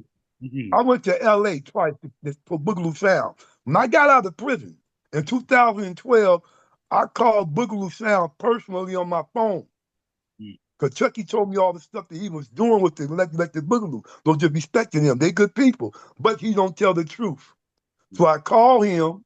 He told me he had a daughter in Sacramento. We could hook up for lunch. I told him, where you get this stuff from that you created Boogaloo? He said, hold it, bro. He said, we seen a group in Oakland. No, y'all performed in a talent show in Sacramento. That's the first time you saw Boogaloo and y'all lost. And you took it and ran with it. But I just want to show you, I talked to him. He supposed to met me and had lunch with me. In Sacramento, when I got out of prison, he never came. So I came to LA twice. I came looking for him to get that ass. Ain't no mm, secret. Like, ain't no secret. And he when I came into the building, he left out the building. mm. Wow. He Okay. was supposed to did a show. He supposed to did a showcase last year when I went to LA to get him. When I came in, if he would have did that showcase, I would have got on the floor. He left the building. So when he left the building, the people I took me down there, I go outside, sit in the car for half an hour. He came back in. I came back in. He thought I was gone. Wow. Real talk. Wow. He came and snuck up behind me, sat in the chair on the side of me. Wow. I was hitting moves, but I was hitting moves while he was looking. He didn't even get up. I sat down and talked to him. I told him everything I said I was going to tell. He was on quiet, bro, because he know I was telling the truth. But it is what it is. It is what it is. There it is. You Spoke your truth. That's it. You spoke your truth. That's when you see me out when I had the burgundy and white on. Have you seen the video? I had the burgundy and white on, and when I had the brown on, the brown suit. Yes, both of them was in LA looking for him. Right. Okay. Wow. There it is. Mark, what would you like to share with the future generation of animators? What would be a message you would like to tell them? Like Kerney said, keep learning. Try to seek out some of the OGs that's still around that can show you. And it's going to help you get to another level. So when you pass your legacy on to the next group, they'll be more equipped to keep this thing going the way it's supposed to go. Right. Nice. Right. They vibrating a lot. No disrespect to nobody. But I've been trying to keep it out there real strong. So that's why you see them pop knocking and vibrating harder now, because they've been watching me. Right.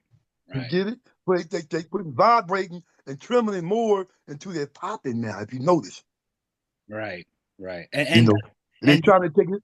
They're trying to take it to another level. I seen one dude the other day. He's trying to take it to another level, and it don't look bad, but that's good. I'm enjoying that. It's okay. Yeah. Do you know who? It's okay. Okay. Before I ask Jerry his message, Kerney, I want to ask you: is there anyone in the current generation that you say, "Wow, okay, they're doing it. They're doing it well"? Nope. And I'm upset about that. I'm upset about that because, put it like this: none of them I've been teaching. About 3 of them, out of all about 15 agents I've been teaching, out of all of them, it's at least 2 of them, maybe 3. If they really put their work to it that I gave them, I even gave them video, bro. Yeah. If they really put their work to them, because I always did it with my students. I say 2 weeks later, practice, show me what you got. On video, like we talking right now. And some of them you could do it, not all the way. A couple of them, if they practice stuff I gave them with the video they got already, they could do it. But they would never be exactly like we are, unless they're taught just like we are. But they would get pieces, a lot of good pieces, and it would still be Boogaloo. And it would show the history, and it would show the style, but they not getting to the pioneer before we leave this earth to teach them. That goes from dominoing. Nobody dominoing. You don't see them dominoing, pop, locking up, popping. You don't see them spinning, doing a routine, coming behind each other with pop locking. That's because they don't know how to go by doing it yet. Right. That's the only thing they missing.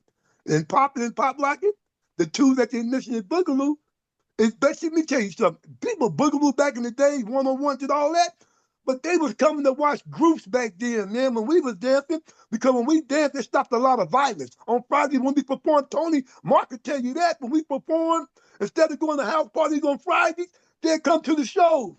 It stopped a lot of violence. Wow. They come to show be less from 8 to 12 sometimes, or from 9 to 11 or 10, because you had, see, it wasn't just about Boogalooing. You had cats that was singing that was bad, man. Comedians. These people was on high levels. They had professional singers dancing in talent shows at high school against us, and we were still winning. Wow. That's how raw the talent was in Oakland. It ain't just about Boogaloo. Oakland got a brand of talent. Right. It sounds like it's just a way of being, like a way of thinking. There's just a certain there's a certain conscious, a way of just looking at things. I imagine stuff right now that I'm talking to y'all about hitting moves and doing this and doing that. I bought this stuff cost about almost $800, man, for something that I want to do, just to show how a part of Boogaloo was back in our day with Tony. Tony's the messenger too, Tony Newsome. And this some of the stuff we did back then, I'm just going to do it by myself, because it's hard to get people to come together and do the things you need to do. So I'm trying to do this one piece before I get too damn old. I'm already sick. I'm 66. I got I got a surgery that I got to get, so I'm thanking God to give me the power and strength to get this out the way, man. So I haven't even started putting. I put the pieces all together, man. But I'm trying to get this piece together. I'm gonna put it on where they can look at it, like put $50 to check it out. You know what I mean? Right. $50 here because I'm gonna have it with that they can't snatch it because it's gonna be so cold. What I'm finna do, man. I got all my pieces. I got my smoke machine. I got all my stuff. I got my farm machine. I got everything I need already. You know what I'm saying? So Wow. I'm God is, I excited. got my life. I got everything I need, bro. I'm excited to see God is that. good. When you Yeah, listen, God is good. when Huh? you bring that to life, I'm definitely gonna let everyone know. So I'm excited to see Yeah, that. please, You man. know. It's just I'm Oh, working on my health. yes. I got to see the doctor to find out what's going on with my lungs, man. I could dance right now for like, I could do the whole thing right now. Mhm. It's just that what I'm going to do, I'm not going to be doing freestyle. It's going to take like you doing a professional thing. I'm constantly doing the same moves over and over and over to get to the whole routine what I'm trying to do by myself. It's going to be a solo Boogaloo group routine. You're going to see the solo, but it's going to be like it's part of a group and solo mixed together with group routine and solo routine all in one. What I mean by group routine, I'm not going to use the cane. I got some more stuff I'm going to use, but it's not a cane, different from the cane. You know what I'm saying? I'm doing my own thing. So that's what I'm doing. God is good. I thank God that I'm praying I could do this. I hope I ain't bought all this stuff for nothing. You know what I'm saying? I can't trust no anybody to do the videoing for me, so I might have to hire somebody professional. I don't want nobody grabbing this is what I'm gonna do.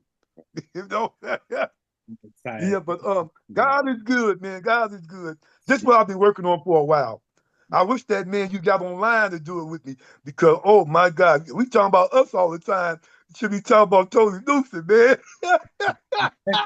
Tony, you're so humble, man. Like you really Man, he's a humble. like, He's a hell of a person, bro. I'm telling you. He don't let him get away with nothing. I'm telling you, bro. and Listen to me, man. Listen to me. and that's what I'm Listen to saying this. because from hearing Man, most I done people, seen this man. Just like he said, I didn't know what I was doing. I see him do some stuff. I don't think he know what he was doing. right? Yeah, I just raised my right hand to God. I raised my right hand to God. I see him do some stuff myself. Even though some guys taught him, he learned well because I see some stuff he did. I don't know if he think how raw that was. right. Wow.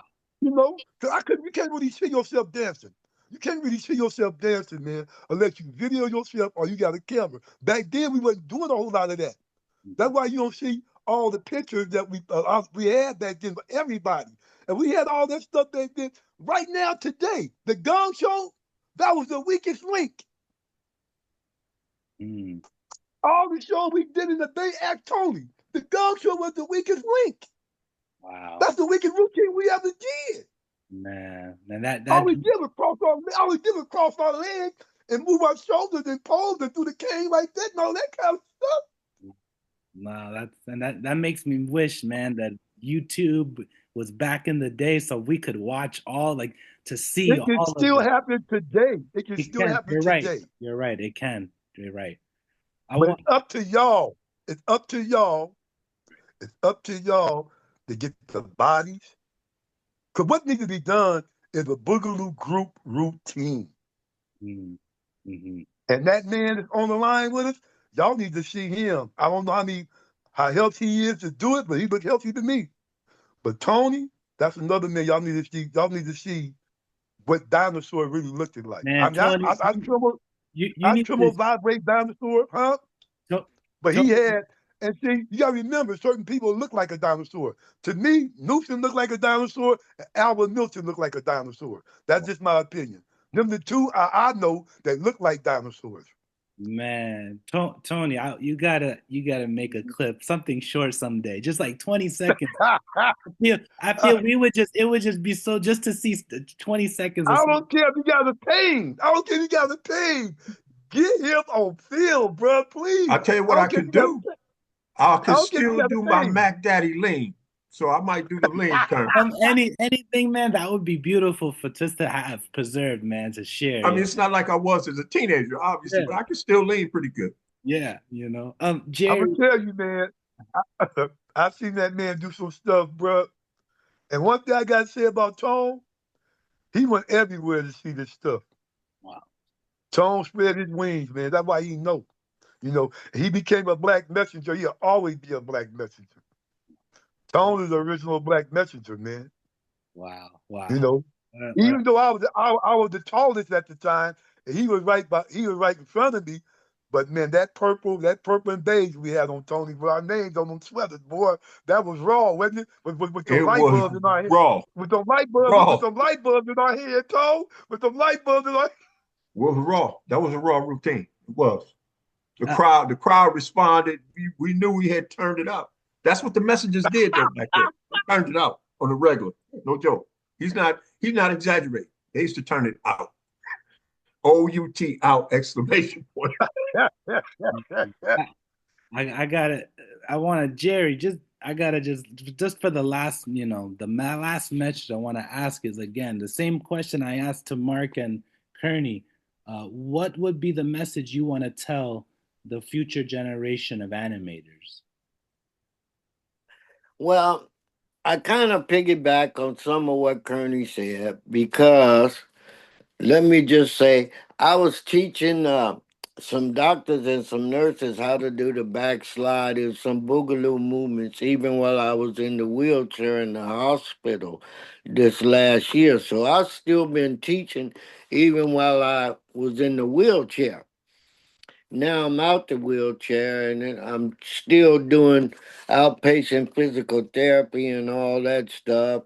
And so I had already told Chuck I plan to go back to teaching while I'm still a crippled crab because I could still teach movements and stuff.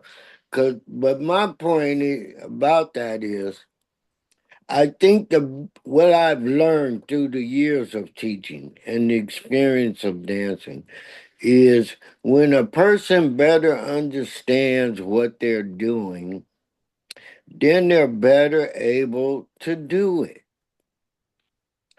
And what I mean by that is that my basic rule, which I learned that makes another person a success, which makes me a success, as once I can give you that knowledge, is that when I teach you that the same steps you don't do me. What you do is learn to take that move and you fit it to your body. Because, see, all our bodies are not the same. That's what I noticed, or what made it very noticeable to me to try to make me do my steps to look good. The reason I wanted them to look good is because certain things I saw a tall person do look good on that tall person. But I wanted it to look good on me as a small person.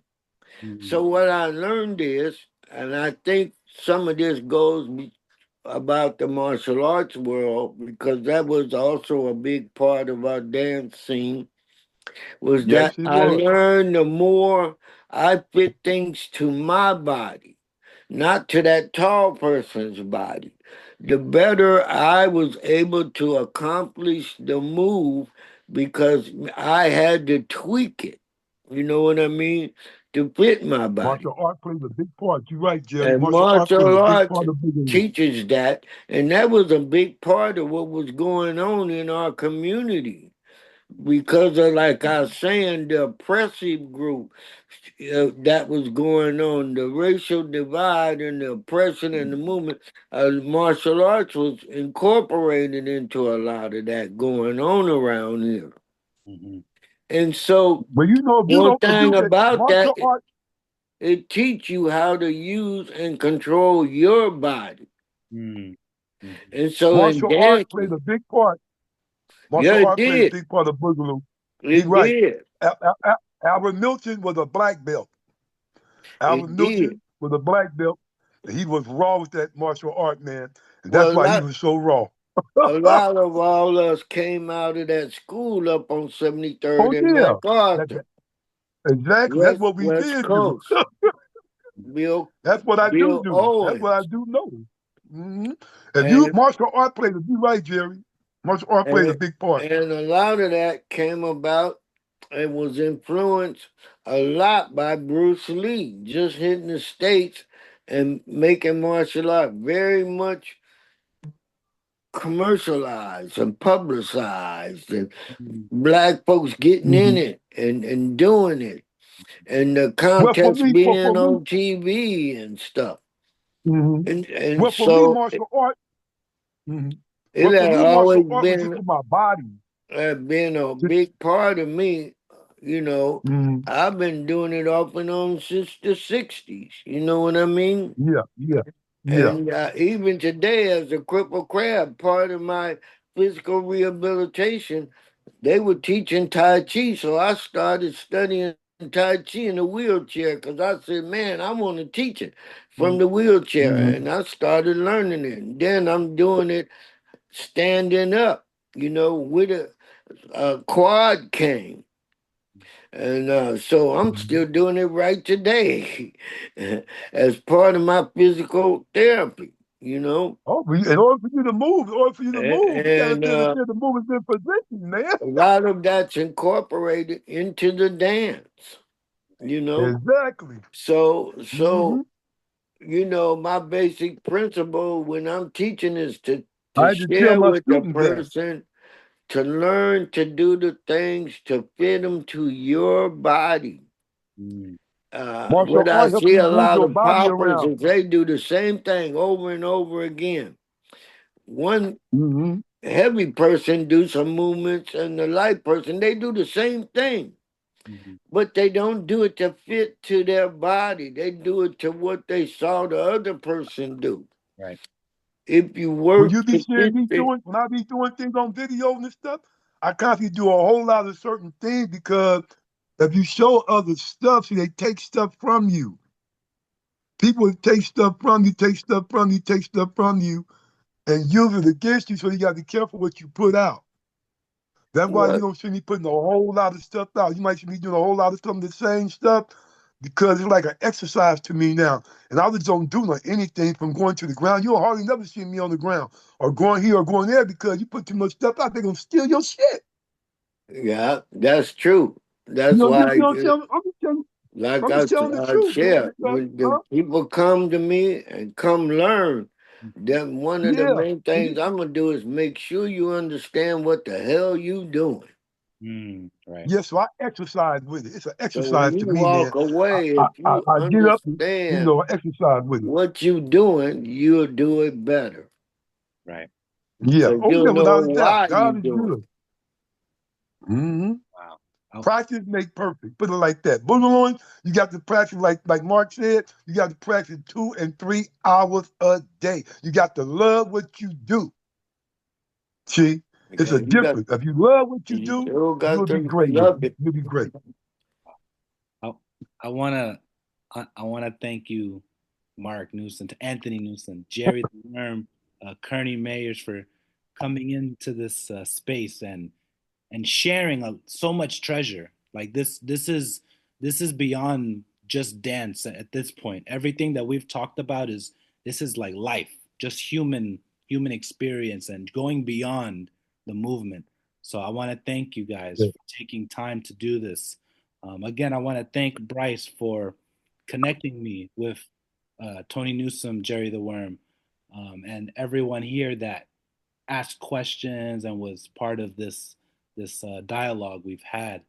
Um, just want to thank everyone again. It's an honor. It really is an honor that we can do this at this time with technology, just to bring everyone together and talk. Um, Yeah, they need to do it before it's too late, man, because it's yeah, beautiful, bro. I ain't yeah, gonna lie. Put it like this. Put it like this. If you had 3 to 5 brothers, and ain't got these brothers, 3 to 5 people doing a boogaloo routine, I promise you, with all the popping and pop locking right now, they finna shut it. They gonna shut it down. Well, I mean, not shut it down. Their eyes gonna be open. They gonna be wanting to do what they gonna be wanting to do that with that. right, Cause yeah. they ain't gonna never see it. They gonna never see it like that. Right. It's yeah, I'm talking about from boom, boom, boom, boom. But everybody doing the same thing, the same person. we gotta see They it. got the same type of energy. We gotta see that. We gotta definitely. A lot of people vibrating and posing now. So it ain't like they can't be taught the boogaloo routine. Right. Right. So they got the vibrating and pose it down now. Right. Now, not all it is learning the movement and how to move with it. Right. Very, very so true. And like I said, like you brought up, Kerney, about So I'm preserving. gonna leave it like that, man. I'm 66, Jerry certain age, Tony a certain age, Chucky a certain age. It's up to the people to get at us, man, because I'm gonna say it like this. I got 2 more years to keep on teaching. Mm-hmm. You know. And so after that, I'm through with it. Like I told him when I was 65, I'm gonna teach till I'm 68. And I told him that, you know. When I turned 65, so I got 2 more years to do this, man. Right. No. Now I got to do my own thing too, you know. Well, I gotta get my own thing out this year, so I'm busy. But well, I got one African American brother. I ain't gonna say his name. That I'm finna start teaching. He's a youngster. He right. went down from 200 and something pounds all the way to 180 something. Wow. And I'm loving it because I talk to him every day. And I know he could do it because I had him in my house. But it's sad because I had hella students. It's on them. Right. But once I get this brother in here and he do what he got to do, man, it is what it is. You know, because like I said, there's a lot of Asians. I've been trying to teach this stuff. Are they going back to Japan, China, making money? They even showing the demonstration of doing it, bro. Think about it. They ain't showing, all they showing is vibrating. They ain't showing nothing else. Just like that guy out of LA named Andrew, what his name? Andrew or something. That went to China to vibrate, thinking like, talking about he invented this. Man, you ain't invented none of this stuff, bro. This stuff come from the Bay, Oakland. Yeah. The Yep. foundation, man. See, people hate to accept the truth. It is what it is, man. Let's enjoy it, man, and try to be a part of it, if anything. Yes. Yeah. So that's You know, exactly. but Let's be a part of it. you have the history, and the documentary, but you won't have the movement if nobody try to put it together. Right. You know, because that's the only thing that's missing right now is people learning Boogaloo routine. See, we can go solo all day and talk about how raw we is solo. See, what made the messenger? We was raw, separate, true enough, all of it. But what made the messenger was the group. What made Oakland was group routine when we performed, because people wanted to go to shows. It's a difference if the show was having one-on-one battles on the stage, or 10 people over here, or 10 people over there from the old school going with each other. We didn't do that back then like that. We did it naturally. We did it naturally in front of buildings. We just got out in the circle while people would be around. We did it like that, Right. Which was one-on-one. They had that all the time in Oakland, but when it came to talent shows, it wasn't no really one-on-one a whole lot. I think with our group, the Black Researchers, we the only one I think ever did a show together as a group against each other, but went one-on-one. I think that's the first time that ever happened. When we went one-on-one against research, that never happened no more in no other show I don't think I know of. But that needed to be done more. We need to try to get group routine. I don't care if it's popping, pop locking. I can look at popping and tell you what to do with it. I can look at pop locking and tell you what to do with it. Because what they do, the difference from pop locking, popping, and boogaloo, which come from that, the difference is they use a shorter version of boogaloo. What I mean by that, instead of throwing the arms all the way out, they go with the short version. But you got like short moves with the hands. Make sure you move the hands, the finger, and do all that stuff. It's the short moves and the waving and stuff. Them are short moves. That's shortcut, you know. But just with far as extension, and stitching and moving, grabbing objects, they don't know about that yet. Right. Wow. Boogaloo is creating your routine, the music you dance off of, your routine, your personality, your character, and your outfit is very important on stage. Nice. Thank you for that. You could be Wow. you could be raw as hell, but if your music ain't right and what you got on ain't right, you can get towed up too. Wow. You can lose. Right. That's You gold. can be bad as hell. That's Oh, right. you gotta be careful. People come. Oh, they come with stuff. Yeah, that's something to think about. If I go against a turfer that be breaking his arms and shit, I don't know how to break my arms, right? If I go against a turfer that's breaking his arm, I gotta come with something. So that's what I'm gonna come with. I'm destroying. That means if he's breaking his arms and doing all that shit, I'm gonna have some gimmicks. I'm gonna blow him up. Yeah. So when I come out, after I get through doing my introduction to him, Now I start moving. Mm. Because I got to be ready because the style they doing today, I got to be ready. You know? Yes, I'm sir. not gonna go out there and just start hitting. I'm not gonna go on the floor, just start hitting, move, and you breaking your arm going out to the floor. Oh no. I got something for you. When you start doing that, I got something for you. When I come towards you, while you doing that, I got something for you. You got to be a thinker when it comes to dancing. I don't care what style it is. You got to be a thinker, be creative.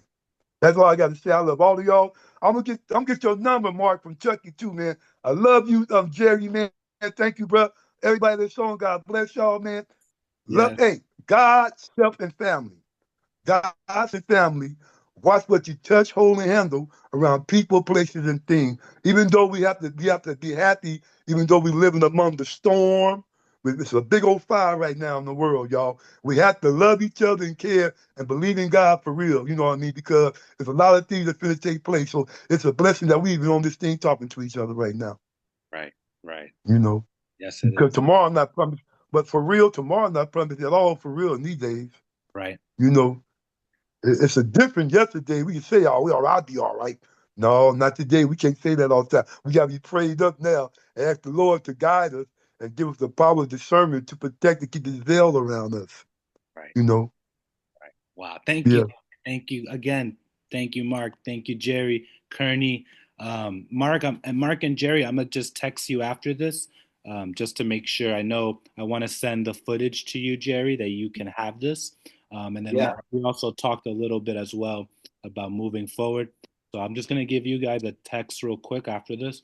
And then, yeah, again, thank you everyone for joining. It was really a pleasure. It really was. So Well, thank you for being there and coming together with this and coming up with it, because it's important, as I hope you heard in all our voices, that the information and the dance be passed down and brought forward. I mean, when we